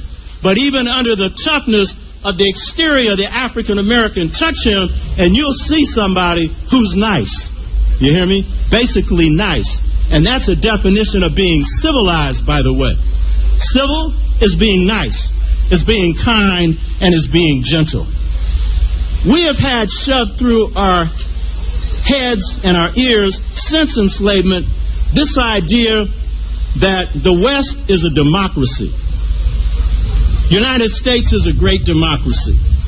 The IMF comes in here and imposes various things on you, but they always come talking democratic talk. But they never consult you on the measures that they impose on you. I think you ought to give the IMF a new name. Instead of International Monetary Fund, you should call it the International Misery Fund. Because basically, they're imposing misery on the poor and joy on the rich. And you know that Jamaica was once a prosperous island. In the 70s, you were the most prosperous island in the Caribbean. Why? Because you were self-sufficient in what you produced. You could take care of yourself. But since the miseration of the IMF, the International Misery Fund, you have seen almost everything you own taken from you. And you see yourself taking on American produce. So they come telling you that they're for democracy. But in fact, they practice hypocrisy. Because the U.S. is not a democracy. It's a republic. And in fact, government in the U.S. is set up to protect the rich. Read the second treatise on government. Read that, and it explains how government in the West works. But our popular culture is based on democracy. Because African people are people that have to have a say-so in everything. Am I telling the truth? It's amazing that Garvey got us together because we're the hardest people to organize. Because we all got to have a say-so, and that comes out of your African traditions. So that your chance for achieving liberation is based on how much you draw from the best of your own culture. The West will talk all this hypocrisy about humanity, but we know that Western culture favors material things over human beings. Am I telling the truth? But the culture of mighty Africa, the culture of the Africans in the Caribbean who reconstructed a culture here, the culture of Africans in the United States. My father explained to me that during the Depression, black people were thriving, but white people had their bones sticking out of them. And I said, well, why was that? He said, well, it's because you could go into any black person's house and they would feed you. And that's because the African ethos is communal. It's sharing. And the best way for us to construct an economy is communalism, through sharing. It is better than capitalism that makes the rich rich and the poor poor. So when you draw from the best of your culture, then what do you have? What you have is a sense of empowerment because you have a roof over your head, food to eat, and you can enjoy your life. And everyone has a right to the tree of life. Am I telling the truth? Everybody. Nobody should be suffering. So if we look at the culture of Africa, I want to bring in one other. The West has a notion of freedom. We don't really understand what that notion is. We've been sold the idea, the U.S., freedom, justice, equality. The French, liberty, equality, fraternity. It all sounds fancy. But when they get to practicing it, it boils down to something else. Their philosophy of freedom, I want you to hear this, comes from their first philosopher. His name was Hesiod. He was a Greek philosopher. He was illiterate. He was a poet, and he was a sheep herder. Now in Africa, we call this the oral tradition, but white people put down people that can't read and write. So it's interesting that the foundation of their culture is with Hesiod. He's their deep thinker. You understand? And Hesiod's notion of freedom was this. It's arbitrary. Whoever has the power does whatever they want to do with it. Does that resemble what you see in the world today? George Bush couldn't spell Hesiod. He didn't know a thing about Hesiod, but he was a Hesiod man. But the new African and the African American and the African Caribbean conception of freedom is this. We have a philosopher that comes out of jazz. His name is Dizzy Gillespie. See, I'm talking about the popular culture and the classical culture. Dizzy Gillespie was a great trumpet player. And Dizzy said, you know, the African American and the new African conception of freedom is really contradictory. He said it's based on discipline and freedom. In other words, our concept of freedom is you're not free to be arbitrary. You have to exercise discipline in whatever you do to be free. You know what I'm saying? And our discipline says you got to be righteous. And we're here to honor the Honorable Marcus Mosiah Garvey. One reason is because he stood on righteousness. You hear me? He wasn't arbitrary. So we can measure the chance of a people achieving freedom by how different their culture is from the culture of the oppressor. Look at the world today. Two groups of people that are really making progress are the Japanese and the Chinese. Look at the Japanese. Now, I understand this when I give this example. They didn't undergo slavery. They didn't have a couple of hundred years of brainwashing. The Japanese country was never colonized, and the Chinese was only under semi-colonialism, only partially colonized. They had some drugs run on them, but they were able to maintain their system. But still, the lesson is relevant, and it's this. Look at the Japanese. They were behind the West in the 18th and 17th century. So what did they decide to do? They decided to master science and technology. Marcus Garvey said, the race that masters science and technology will rule the world. You hear me? Black people shouldn't be interested in ruling the world. We should just be interested in ruling our own vine and fig tree. You know what I mean? Our own piece of land. So that if you look at the Japanese, they went around the world and studied all these systems that they had everywhere and brought it back to Japan. And they had what they called the Meiji Restoration, and they came up with a scientific and technological people that were actually more advanced than the Westerners, and they defeated the Russians in the Russo-Japanese War of 1900. They were the first yellow country to defeat a white country using science and technology. But my point is this. The Japanese made the decision to stay Japanese, even though a lot of white influences are in Japan. At the bottom of the Japanese is their culture. And what's the bottom of it, the foundation? It's Shintoism. And what is Shintoism? The worship of Japanese ancestors. If you place your ancestors first, you will definitely place your people first. You hear what I'm telling you? Look at the Chinese. Look at the Chinese. When the rest of Southeast Asia went under a few years ago, the IMF came in and imposed stuff on Indonesia and started grabbing all their wealth. The Chinese said, hell no. You're not taking none of our stuff. And the Chinese went on to move their economy to where in 20 years they'll be the foremost power in the world. And why is that? 1,300,000,000 Chinese people follow the leadership of less than 100 elder men. Why? Because in spite of the fact, and I don't want to glorify them, they have corruption in China. You know what I mean? They got capitalism in China, but it's a Chinese capitalism, but they've taken 300 billion poor people out of poverty, while America has sunk millions and millions of poor people into poverty. You hear me? Why? Why is it that the Chinese will listen to their own leadership? Because they observe the culture of Confucianism. You hear me? And what is the essence of that culture? It comes from a principle called Li, L-I, which means order. See, everybody's ethos is suited, you know, the way you walk, the way you talk, the way you think, the way you govern yourself. It's suited to what you need. 1,300,000,000 people have got to have some order. But they insist on it being a just order. And so now you have a new chairman of China, a new president. He's trying to uproot corruption. I don't really think he is, but he's trying to get the people to think he is, because if not, 1,300,000,000 people will throw that 100 out. You hear what I'm telling you? So what's the state of African people? We're in a mess.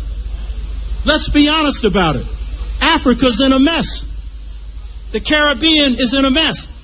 One of the bright jewels in the Caribbean is Barbados, where they have free education, free medical care, and where their leaders can walk down the street without any armed security. You understand? And now they're facing the IMF, and the IMF is trying to do what they've done to you, which is to take their currency and devalue it and turn their currency into something worthless. Why would they do that? To impose miseration on you so that you will come back to them for more so they can impose more. So that Africa's in trouble. Why? Because we don't honor the best in our culture. Am I telling the truth?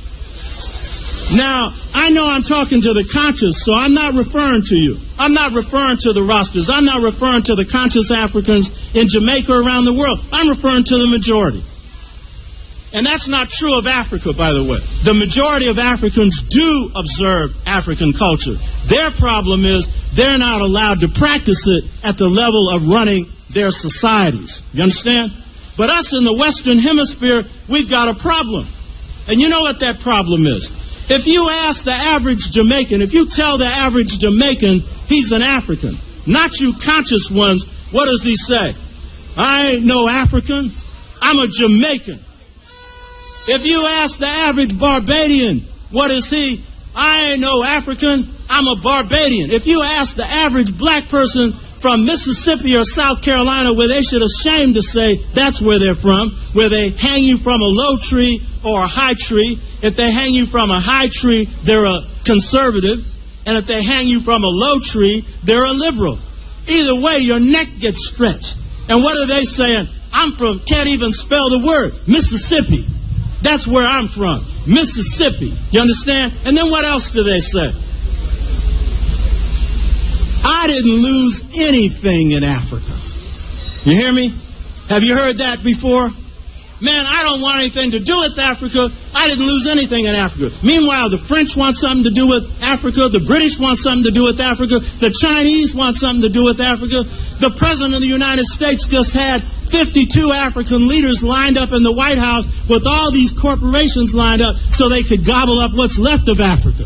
But 00 Soul, remote control, automatic pilot, Negro, he don't want anything to do with his roots. You hear me? Marcus Garvey said, we lost our manhood in Africa.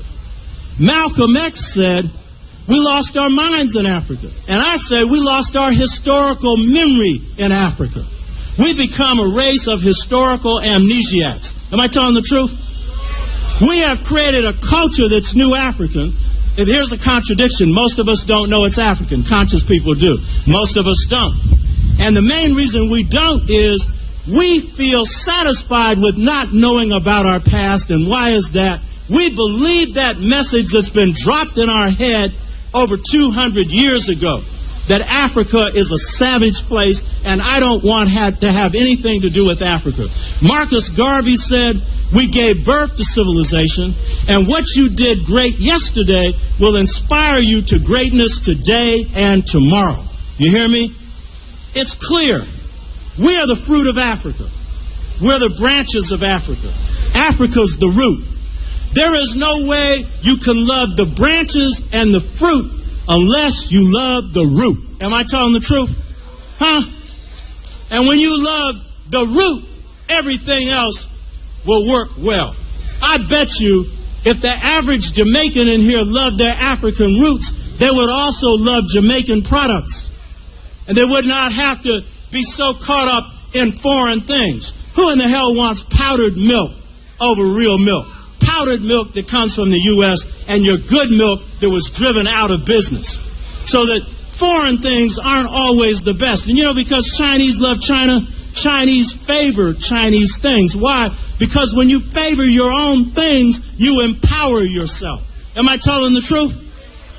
And when you empower yourself, you become strong. So if we look at this culture, we can see that we have to draw from the best of our past to move forward into the future. Now, in the 60s, Garvey had a big influence on the movements in the 60s. Most people don't know this. Rosa Parks' grandmother, the sister who refused to give up her seat in Montgomery, Alabama, and grandfather were Garveyites. Rosa Parks' greatest hero, she loved King, but her greatest hero was Malcolm X. El-Hajj Malik El-Shabazz. You hear what I'm telling you? Malcolm X. And this was one of the kindest, gentlest, nicest, and toughest women you could lay your eyes on. Rosa Parks, a woman of principle who suffered all her life for taking a principled stand. The Honorable Elijah Muhammad organized the Nation of Islam. He was called the Honorable Elijah Muhammad. He had been a corporal in the Garvey movement. So the Garvey movement penetrated the popular culture of the 60s. Malcolm X's mother and father were members of the Garvey movement. And many like me and others, Kwame Ture and others, discovered Garvey, and Garvey helped give us a sense of direction. Now the key thing is, why could Garvey give us this sense of direction?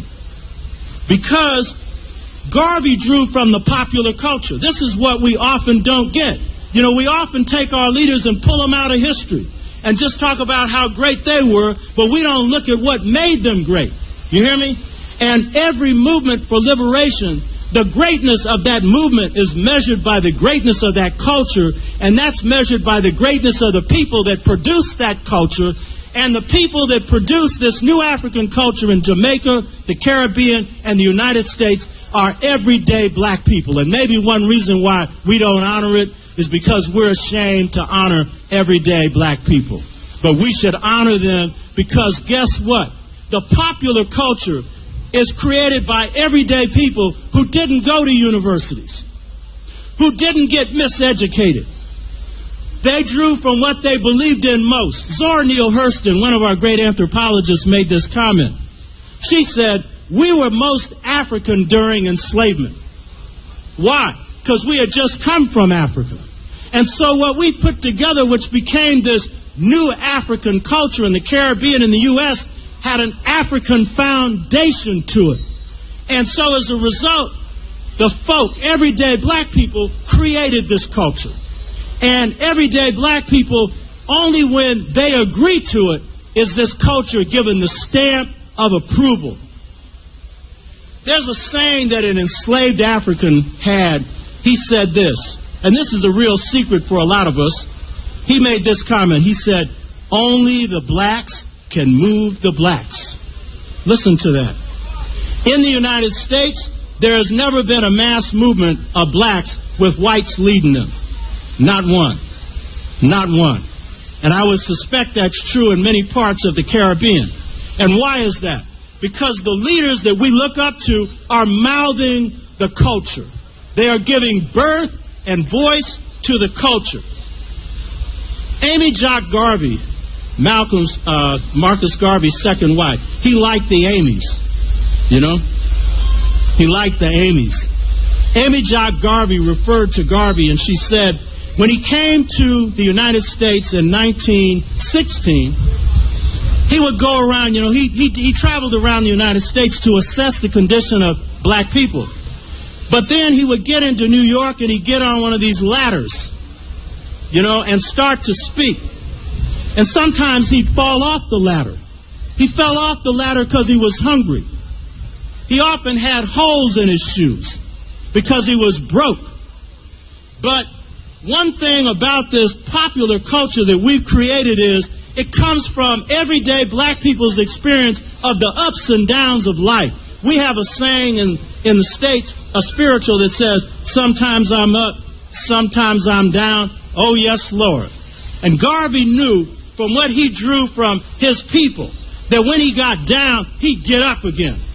The thing about Garvey is the UNIA rested on two cultural traditions. The cultural tradition of the African in the Caribbean, particularly Jamaica, and the cultural tradition of the African in the United States. And there are some unique features that each culture has, but we share more in common than separates us. Though this culture is more traditional African, because you're the majority on your land. It just would help if we knew it. You know what I mean? We need to popularize this culture that we love so much. Because, you know, culture is what picks you up in the morning. Culture is what you eat. Culture is your mama and your papa. It's the wisdom that you get. You hear me? You can't survive without culture. You know what I'm talking about? And given the separation that poor people are suffering here, without culture, we wouldn't exist. Culture gives us hope. We're one of the most hopeful people on the planet. And you'd wonder why. But that's what sustained us. So that Garvey drew from the land tradition of the Caribbean and Jamaica. And you know, y'all have this thing where you have land, and whereas in the United States, we're supposed to get 40 acres and a mule, we didn't get a mule or 1 acre. You hear me? But you all had some land. Garvey worked for his paternal uncle, his father's brother, on 25 acres of land. And Garvey kept books. But Garvey noticed that his uncle grew every kind of food provision, every kind. And Garvey was proud of that. He came out of that tradition. And you know, the average Jamaican who until the 70s made you self-sufficient, that one who may not be able to read and write, that one whose clothes were raggedy, that one who often didn't have shoes, he might have only had 2 acres of land. But he would walk across those 2 acres of land and act like he was the king of some great empire. Or she, because you know, men and women did that work. And they would walk across with this pride. And they would say, this piece of land belongs to me. Garvey drew from that part of the popular cultural tradition of the African in the Caribbean. Am I telling the truth? You hear me? And that's what keeps you alive, your ground provisions, not the ones that come from the West. In the United States, we have to depend on supermarkets. What happens when they shut down the supermarkets? And I understand now, here in Jamaica, black people only own 1 supermarket. The Chinese have bought the rest of. And I'm not knocking the native Chinese because I know the native Chinese have lived here a long time. But these are rich Chinese who come from China, had bought it up. Am I telling the truth? Huh? So the thing is, Garvey's movement was the first anti-colonial movement organized in the U.S. It grew out of this land tradition of self-government. Garvey's movement had a president general of Africa. He had a president of America, a guy named Eason. He had an African legion, an army. Check this out. An army. Uh-oh. He had Black Cross nurses. They were there to patch you up in the battle for Africa. When you started bleeding, they would be there to see that you survived. You hear? He had the Black Factories Corporation. He thought like he was leading a nation, like he was leading a government. That's what he drew from this Jamaican popular culture, this Caribbean popular culture. And I'm here to tell you that when Jamaicans really wake up, the average one wakes up to their Africanness, they will say nobody can come from the outside and tell us how to run our economy. We'll determine what we do ourselves. And I'm not telling you either, because I can't. That's your decision. Nobody can export a revolution. They got to be made where the people are. Am I telling the truth? Of course, revolution might scare people. Garvey drew from another plank of this new African culture. Now, Garvey was very insightful. He traveled around the United States when he first came. And Garvey had some observations that were even deeper than most of us had. Because, you know, when you're on the outside, you sometimes see things that people on the inside don't see. And so Garvey made this observation. He said, because at that time that we were called Negroes, he said, the American Negro is the most advanced Negro, and he's talking about Africans all over the world, organizationally. They have the best developed organizations. And he said the secret is they are the most conscious group. He said the reason is they live in close proximity to their oppressor. And because of living in close proximity to their oppressor, they have a deep sense of race consciousness. You hear me? Now, Garvey saw something that we didn't see. We knew we had race consciousness, but we didn't know what our position was in relationship to Africans throughout the world. And so Garvey had that appreciation. So race consciousness is the fuel that lit the fire of the Universal Negro Improvement Association. You hear what I'm telling you? Because the African in America and in the Caribbean, we came as Igbo, Yoruba, Sante. We didn't call ourselves African, not because we were ashamed of Africa, but because that was not the term we used. We came as ethnicities, Yoruba, Sante, Dogon, whatever. But over a period of time in the United States, we concluded that we were catching hell not because of the tribe we came from, but because of the color of our skin. And so we concluded that race consciousness was the key thing. So race consciousness is this idea that wherever Africans are, of the same sable skin, whatever the variety of their complexion may be, they are one people. It is the idea, and this is the thing that a lot of people don't understand about everyday black people in the United States. The everyday black person is a nationalist. They won't call themselves a nationalist, but they belong to a black church. They belong to black social organizations. 97% of them marry black. You understand? The music they listen to is black. The culture they love is black. The food they eat is black. And I call that black nationalism. And the key thing is they're racially conscious. And so Garvey understood the race consciousness of black people, and this was a key element in terms of being able to launch the Garvey movement. Now, this is the key thing. Garvey's been accused of not liking white people. Not true. Garvey was a humanist.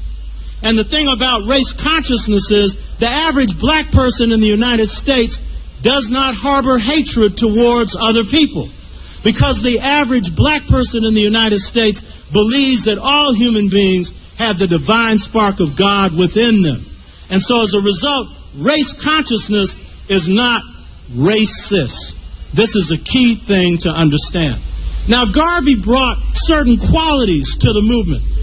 It wasn't just that the movement was an expression of culture. Garvey had talent. What were his talents? Garvey was a master propagandist. He was a master propagandist. The UNIA Negro World newspaper is the best newspaper that blacks organized in the U.S. in the 20th century. Nation of Islam, Muhammad Speaks, and the Black Panther are the two other outstanding newspapers. And a man named Hubert Harrison deserves credit for this, along with Garvey, because Hubert Harrison took this newspaper and honed it into a well-oiled machine. It was the only newspaper in the United States that had a book section. You hear me?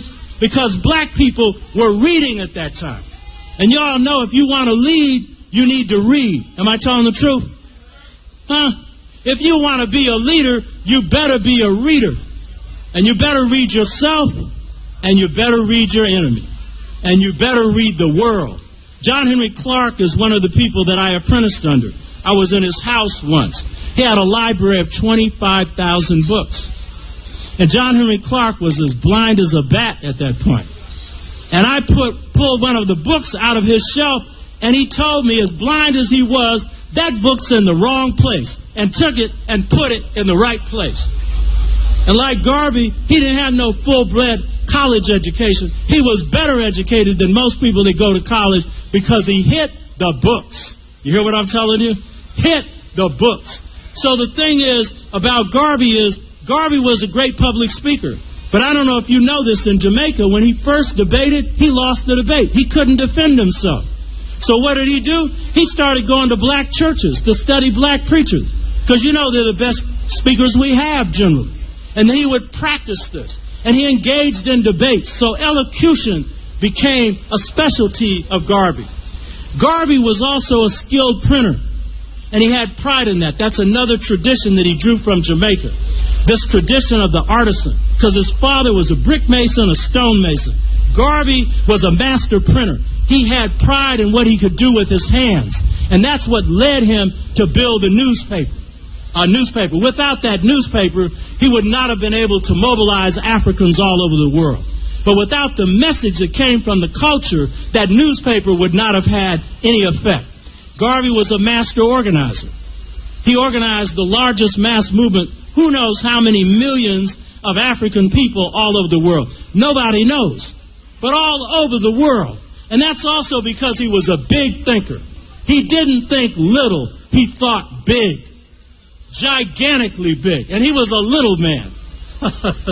So his thoughts had no relationship to his physical size. Now this is something that's real interesting about Garvey. We're here to honor the founding of the UNIA 1900, August the 1st, Emancipation Day for black people in Jamaica. Garvey formed the UNIA here in 1900, August the 1st. But I'm going to tell you some things you don't know, I don't think. When Garvey formed this organization, he didn't want it to be political. He wanted it to be fraternal. You hear me? Not political. Now, isn't this interesting? When Garvey formed this, he sent a letter to King George. I want you to hear this. And he said to King George that he supported the British in World War I. Did you know that? No. And I'm not knocking Garvey because, see, one of the things we got to understand is great leaders often start out small. Great leaders often start out unconscious.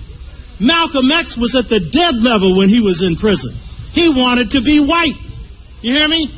But we wouldn't be honoring El Hajj Malik El Shabazz had he not made a different decision later on. You hear what I'm telling you? And so the thing is, Garvey started off taking positions that he didn't embrace later on.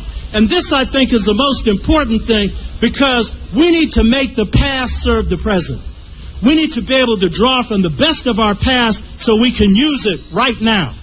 And why is it that Garvey changed? Amilcar Cabral and others made this observation. Most leaders in the liberation movement have been touched by the white man because most of them have been educated in European educational institutions. Garvey was not. Garvey was largely self-educated. So he didn't have a hatred towards black people. He loved black people. But he had taken on an assimilation into the politics Britain.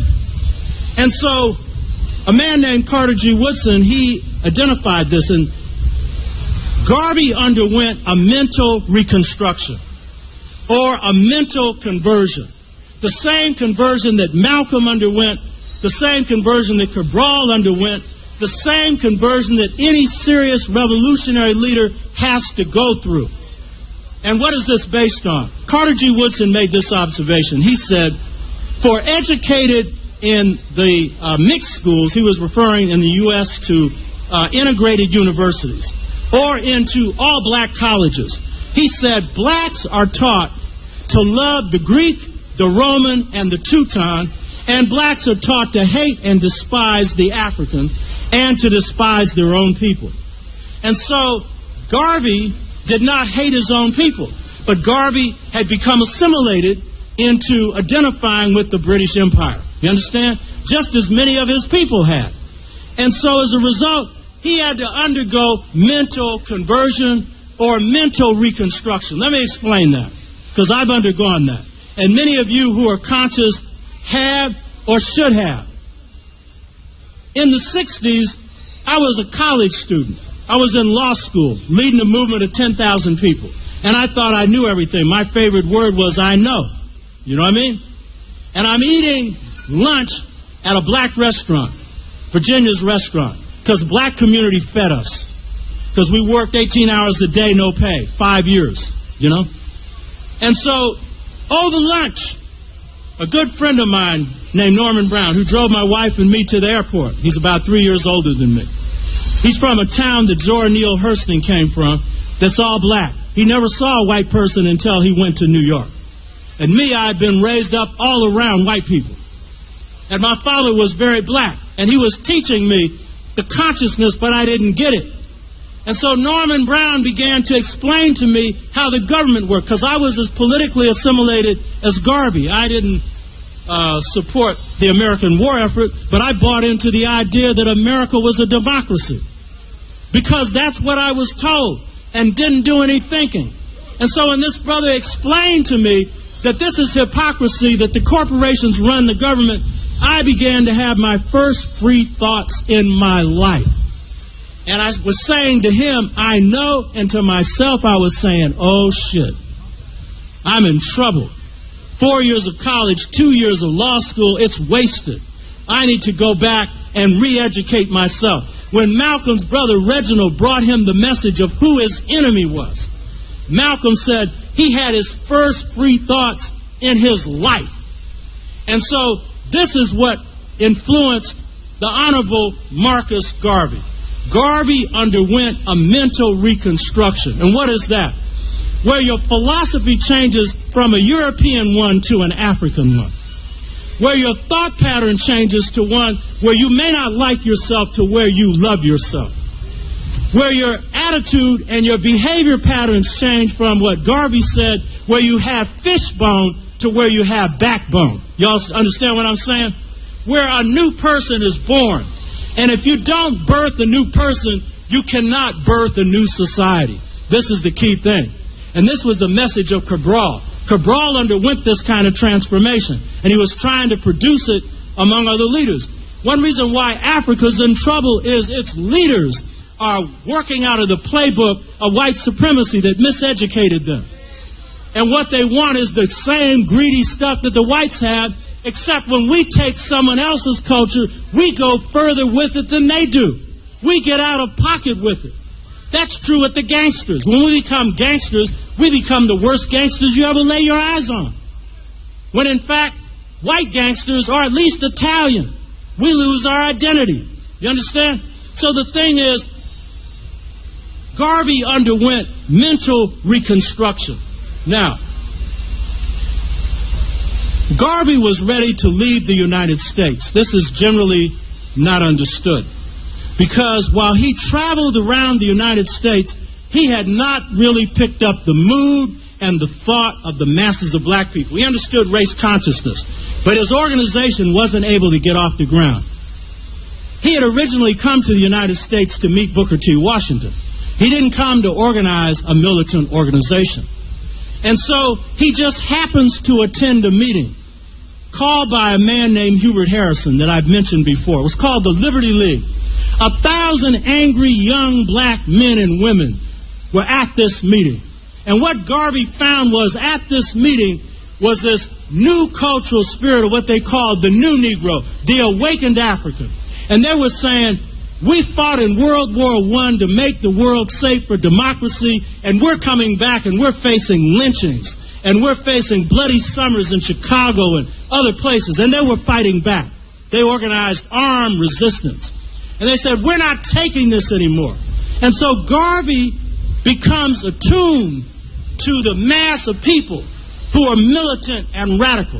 And so Garvey changes from a pro-war, pro-British, to anti-war. Not only anti-British war, anti-American war, anti-imperialist war. Y'all getting the point here. The success of the Garvey movement was that it expressed the radicalism of new African culture. That was the success of it. That it drew from that it understood that. And this is the key thing to apply to today. If you're undergoing awakening, studying your past is important. But you've got to join your people in a struggle for liberation. You hear me? And that's when you undergo the real transformation.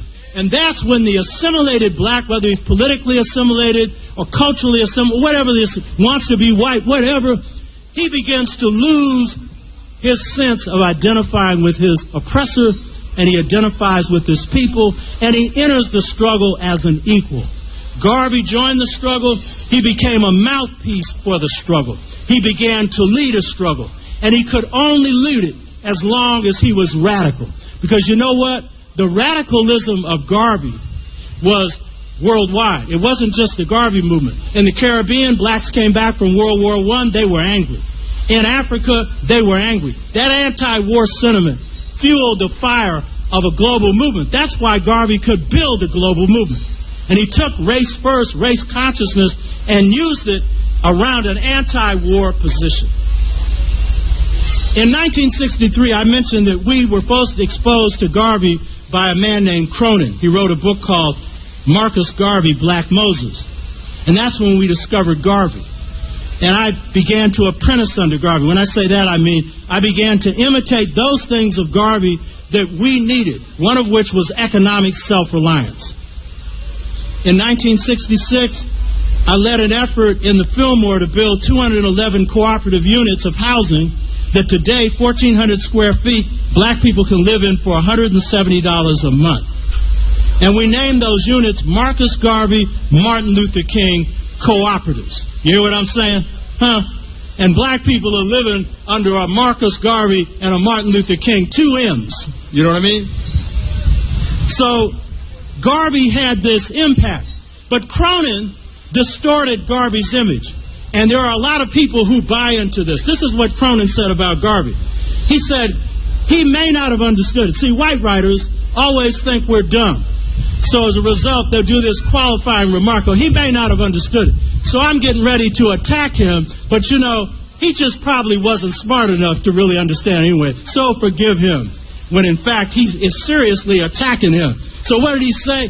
He said, Marcus Garvey may not have realized it, but he was a racial chauvinist. I rarely go to Webster's dictionary, but I wanted to make sure that I quoted it right. And racial chauvinism means a racist. Why don't you just say it, sucker? You understand? A racist.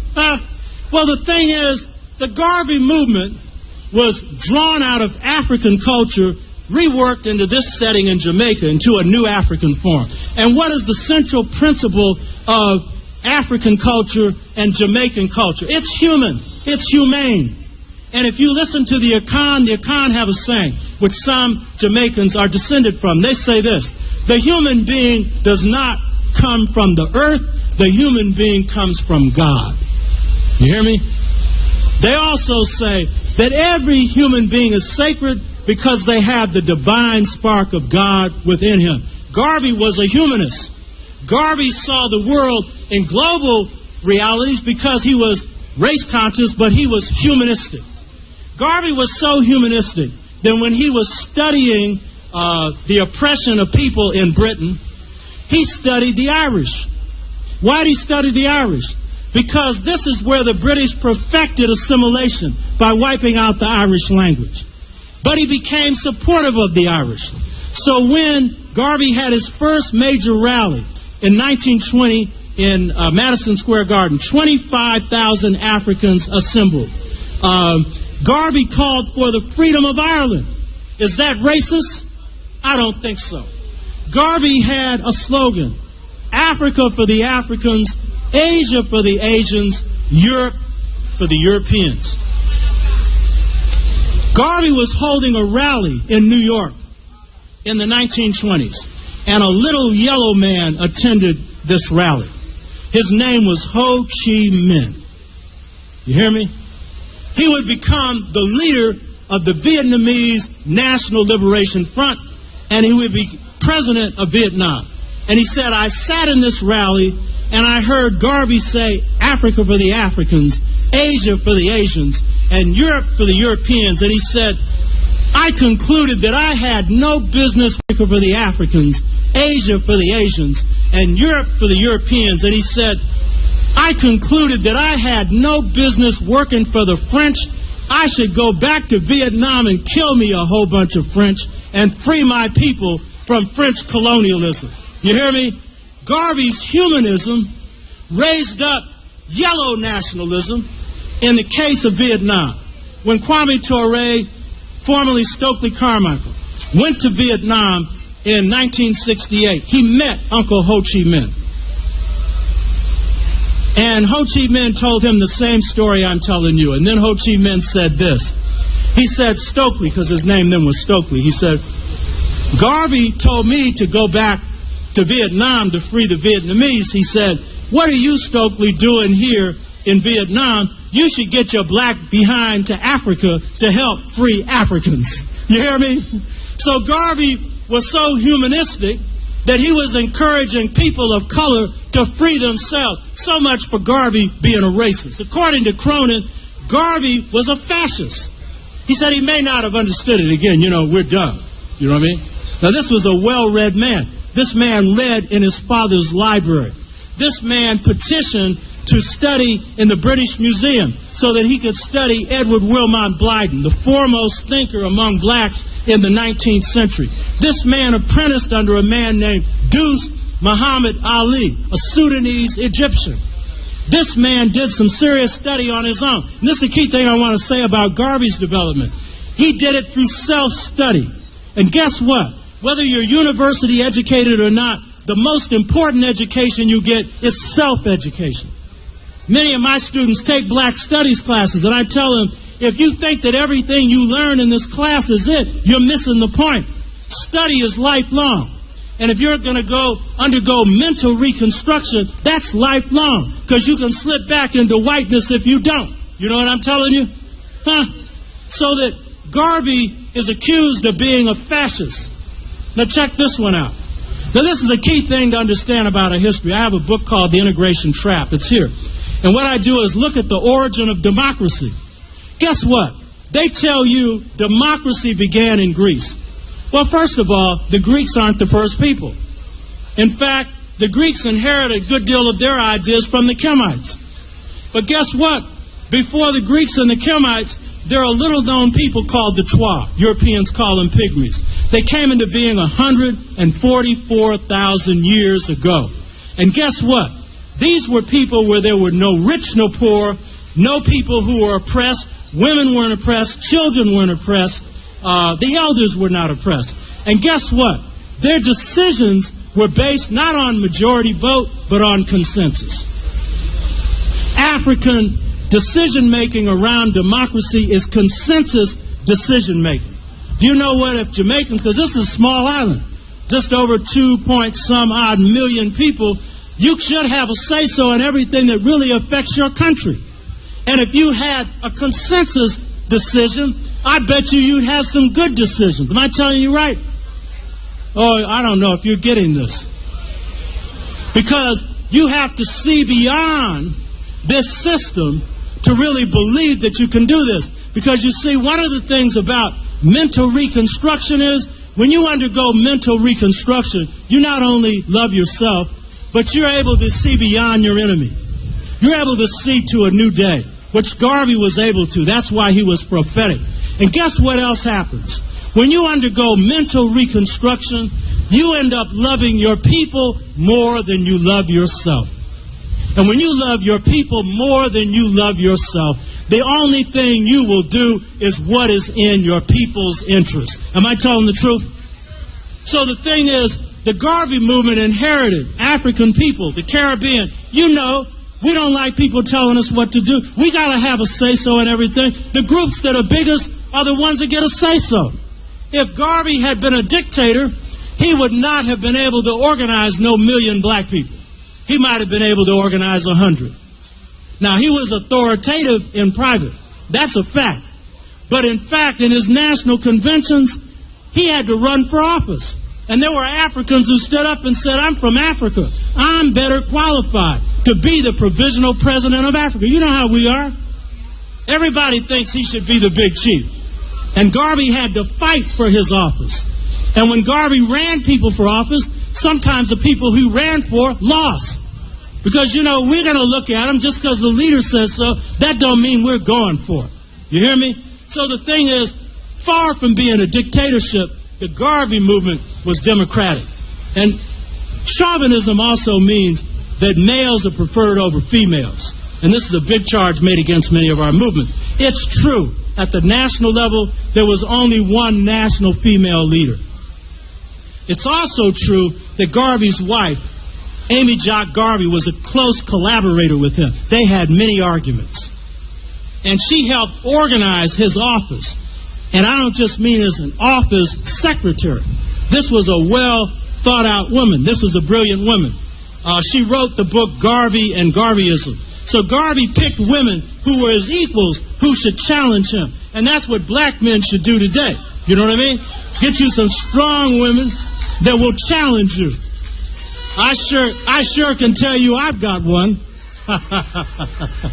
Got that Barbadian mouth. You know what I mean? Like you got the Jamaican mouth. There ain't no African woman who's lost their mouth. You understand? And you need one because they'll keep you straight. And you, by the way, sisters, they can keep you straight too. This is a two-way thing. But we understand that you all are the mothers, so you all end up with the edge. We understand it. Y'all is wiser in a whole lot of stuff. You hear me? So they charge him with chauvinism. But guess what? At the local level, Garvey, I don't think he knew this, he used an Asante system of organization. Every office at the local level had a male and female officer. President, male and female. Vice president, male and female. Secretary, male, female. Treasurer, male, female. Where'd that come from? The Asante. It comes from their dual stool. Asante Hina, king. Asante Wa, queen. King can't sit lest the queen sits. You understand? So women were empowered at the local level, and the base of the Garvey movement in the United States was in the South, where it was hardest to organize. He had 75 chapters in Louisiana alone. Now, if you could organize in a place where they'd lynch you for just being black, you had to be a hell of an organizer. You hear me? Two other features of the Garvey movement that are important, that come from the popular culture. One is spirit. You know, of all the things in the popular culture, before race consciousness, before communalism, before democracy, before family, is the spirit. Am I telling this right? The spirit that we call God, some of you call Jah, some call Ra, some call Jesus the Christ, some call Oludumare. You understand? We give them all different kinds of names. Africans have this concept of God, not as a physical being, but as spirit outside of space, outside of time. Vital force. That's God. God is in anything and everything, is nowhere and everywhere at the same time. Am I telling the truth? And the reason that our people have withstood enslavement, the reason why blacks in Jamaica have withstood separation, is we carry this spirit inside of us. We know we're divine, and sooner or later, we'll change our miseration to justice. You hear me? The Garvey movement was founded on that. What was the slogan? One God, one aim, one destiny. An IBI, Internal Bureau of Investigation. By the way, FBI and CIA have tried to kill me 3 times. I'm a warrior. I'm a martial artist. I'm good at shooting. I'm a strategist. By the way, I should say this. I've never lost a battle I've led. I don't believe in losing. I believe in tap dancing on the heads of my enemy, not them tap dancing on mine. You hear me? And I don't believe in martyrdom. If you end up being a martyr, great. But if you can avoid it, make your enemy a martyr. And if since he's doing wrong, ain't nobody going to worship him. King's a martyr to the movement because he stood for justice. You hear me? So the thing is, the Garvey movement was spiritual. This IBI, Internal Bureau of Investigation, before they became the FBI, J. Edgar Hoover's man, he made this observation. He said among the Garveyites, Garveyism is like a religion. They regard Marcus Garvey as the Black Moses. Garvey never called himself that. In fact, when he was born, his mother felt it. You know, we're spirit-based. She wanted to call him Moses. The father said, he's born in August, the sign of Leo, he'll probably be a leader. So they compromised, and his middle name was Mosiah, which happened to be his father's middle name. So the parents had this sense that they had a special man-child there. Now the thing about Garvey is this. He drew on a tradition because Africans who came here from Africa, we had an African view of spirit. We saw God everywhere. Since God is outside of space, outside of time, God is vital force. God is everywhere. It's in a tree, it's in a rock, it's in the water, it's in every human being, it's in every creeping and crawling creature. Everything that God created is sacred. My neighbor and I, we had to trim some trees. And my neighbor Joe, he's looking after my house while I'm gone. Make sure nobody goes in there. Joe, look out for me. You know what I mean? And so when he was trimming this tree, his wife said, honey, those trees are spirits. You should be careful trimming those trees. They might not like being cut. And sure enough, he had a climber on a tree and he fell off. Fortunately, he didn't get hurt. And his wife said, see? You understand? So we're people that don't separate the spirit from the physical. And I want to say this. I'm a spirit person. My best ideas have come from the spirit realm. Most of my best books, the ancestors have spoken to me. Then I go and do the homework. I've never lost a battle because the spirit usually tells me where my enemy's weaknesses are. We all have that gift. If you follow your spirit, you'll never go wrong. Garvey had this saying. He said, man, woman, listen to your soul. And it is from your soul that your thoughts come. And if you operate on the spirit of the soul through your thoughts, you will be able to conquer anything in this world. Garvey didn't know that in Kemetic thought, that's called Sia, Hu, and Heker. Sia, exceptional intellectual clarity. That's the Ka that resides in your heart. And Hu means that when you draw from your soul, as Garvey said, your Ka, then you have authoritative utterance. Hu, speech is authoritative. And then Heka means magic, but it means powerful action. That's what Garvey was saying. I had a Jamaican who was moving some furniture for me a couple of weeks ago, and I said, what did Garvey mean to you? He said, he told me I could go anywhere in the world and do anything I want to do. But he said, more important, he told me I could believe in myself and accomplish anything I wanted to. You understand? Because he was drawn from the spirit thing. Garvey had a mystical, political thing going on, and he didn't do it deliberately. Garvey never claimed to be a Black Moses. Garvey was about freedom. But the fact is, because the popular culture is spirit-based, that's how we interpret it. Now think about this. Why would black people give millions of dollars to the UNIA? You know how hard it is to get just a few pieces of money from black people.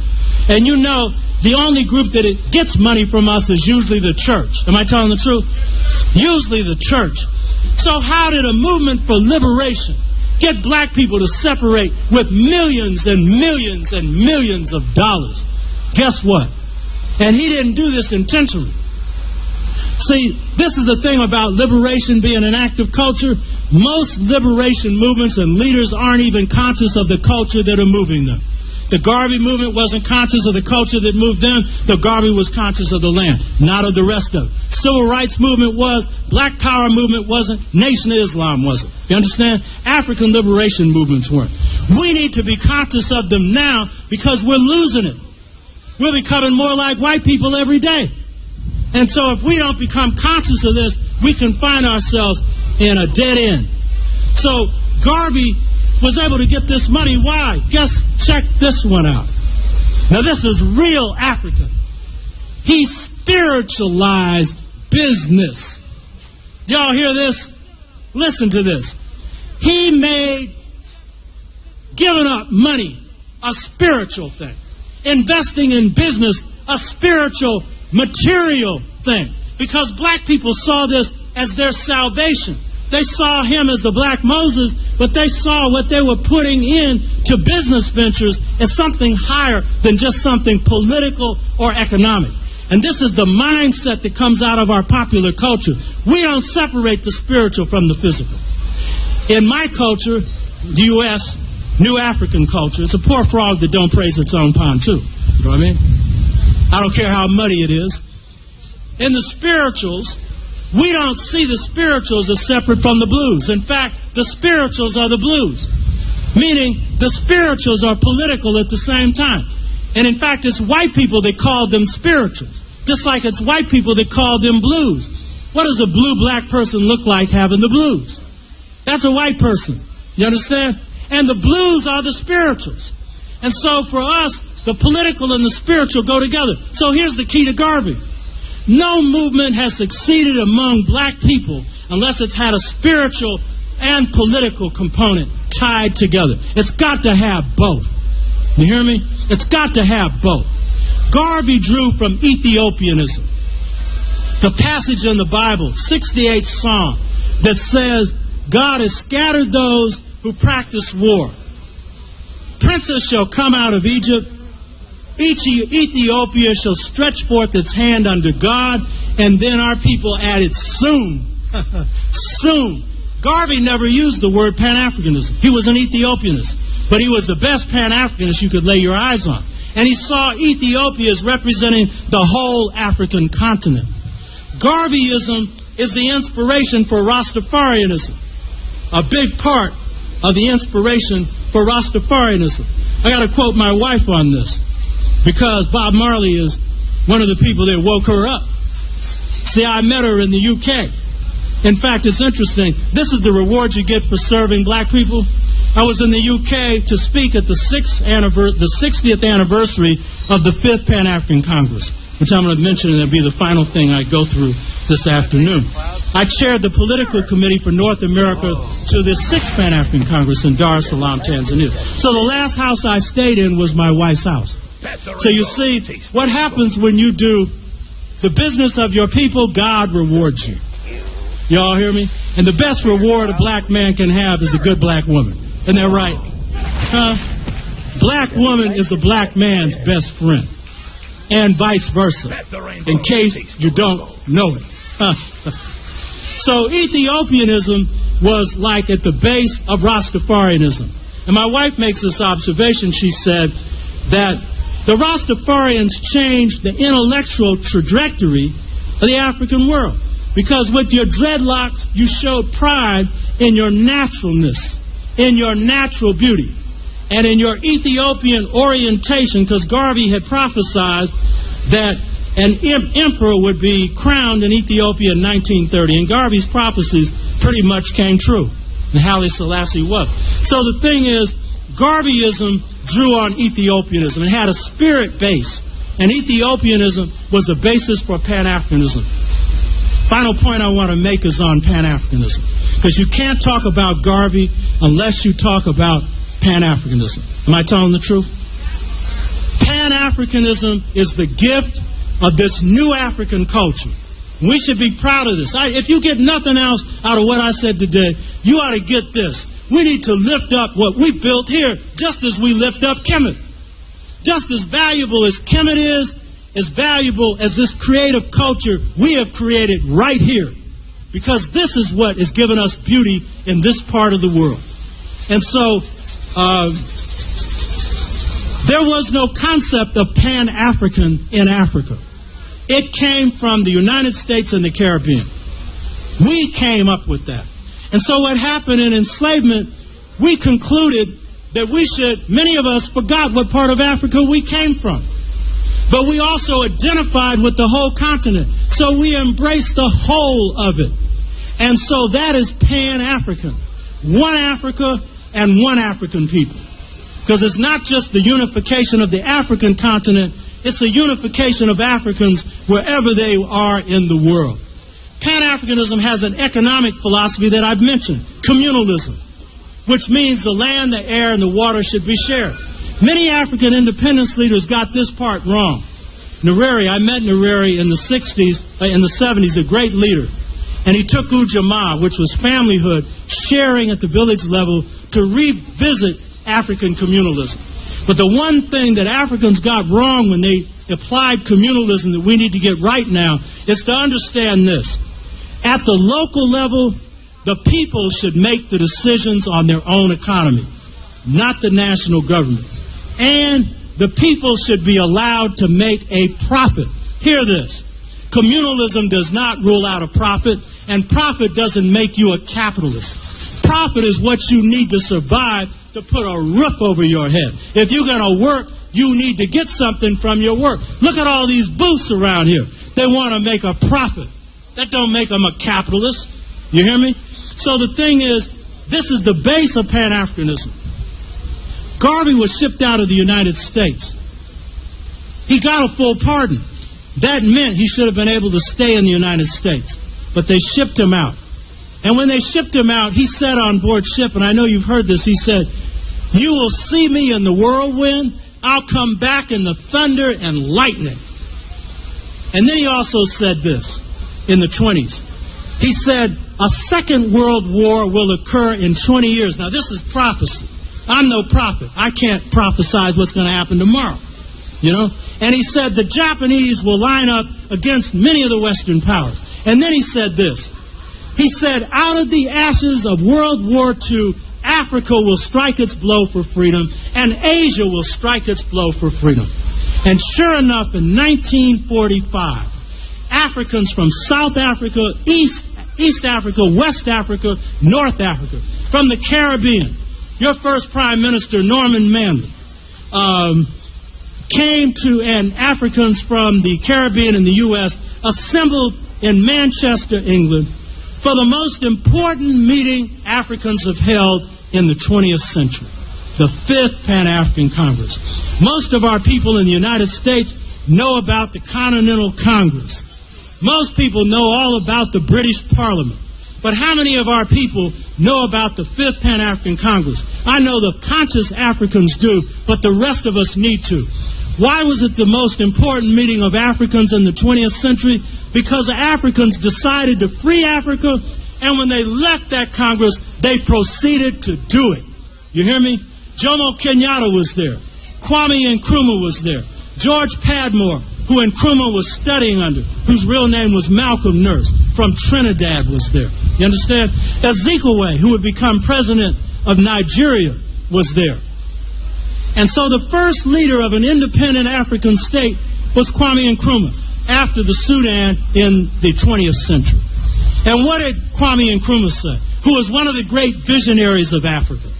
He said, "Of all the writings I've read, the philosophy and opinions of Marcus Garvey has been most inspirational." When he built his steamship line, what did he call it? The Black Star Line. Garvey's ghost was at the 5th Pan-African Congress because assembled with over 200 delegates were everyday grassroots Africans who came from trade union movements combined with intellectuals. And serving as chair was W.E.B. Du Bois. And so Pan-Africanism has proven to be the hope for Africans in the 20th and 21st century. I want to say this. It's the most advanced idea that we have put forward politically. It's more advanced than Pan-Europeanism, because the European Union was not brought about because Europeans love Europeans. Pan-Africanism came about because Africans love Africans, even some who claim they aren't African. Because when you see South Africa getting hit up, those same Africans will march and demand freedom for South Africa. Am I telling the truth? The Europeans have a European Union because the Germans caused 2 world wars. And they want to box them in. And so this is a box-in operation. This ain't no love operation. And so with African people, Pan-Africanism, one Africa, comes about as a result of love. I want to also make this observation. Garveyism has proven to be a stronger force than Zionism.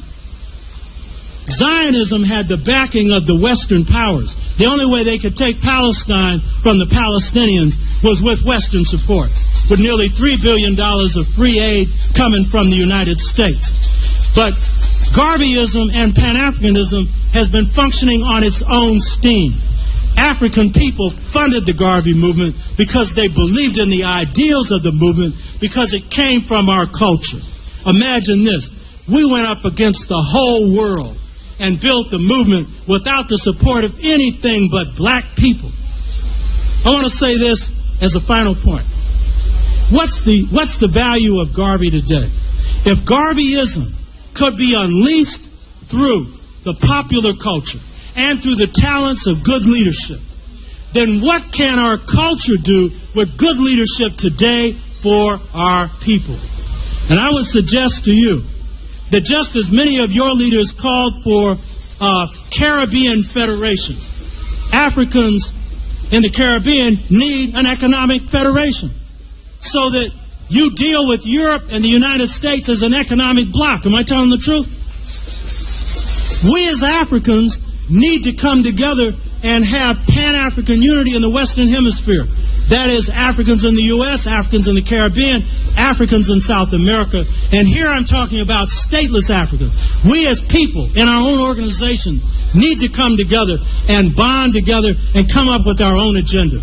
There is a 7th region in the Organization of African Unity, and people's organizations should represent those, that represent the interests of the poor people who are undergoing sufferation. So if we draw from the best of our cultural traditions, we can take something in the United States as crooked as a pretzel and straighten it out. We can take something in Jamaica that may be oppressive, but you Jamaicans don't take a lot of mess. You know? Jamaicans are known to rise up. In Britain, you all are the radicals.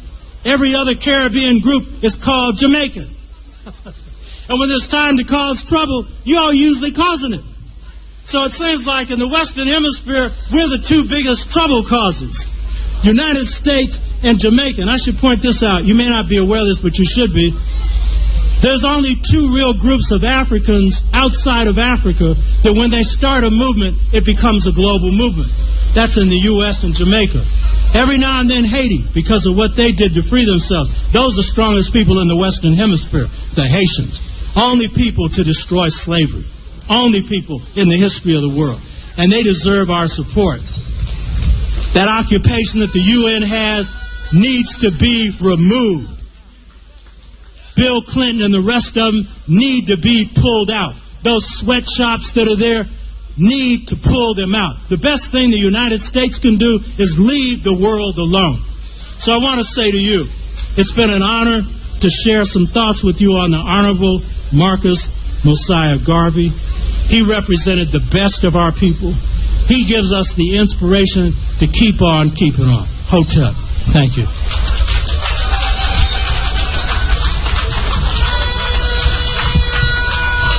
Knowing how much Professor Oberte Shaka loved Jamaican ground provisions, the best thing we could do to say thank you is to give him a basket of yam and dasheen and cocoa to carry back with him.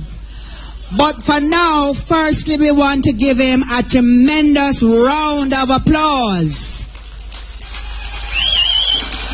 Okay, and there you have it, the Professor Oberte Shaka, and he gave a stunning speech about Marcus. Well, as a matter of fact, he went right across the board between black and Marcus and all of that stuff. So, this is still IRI FM.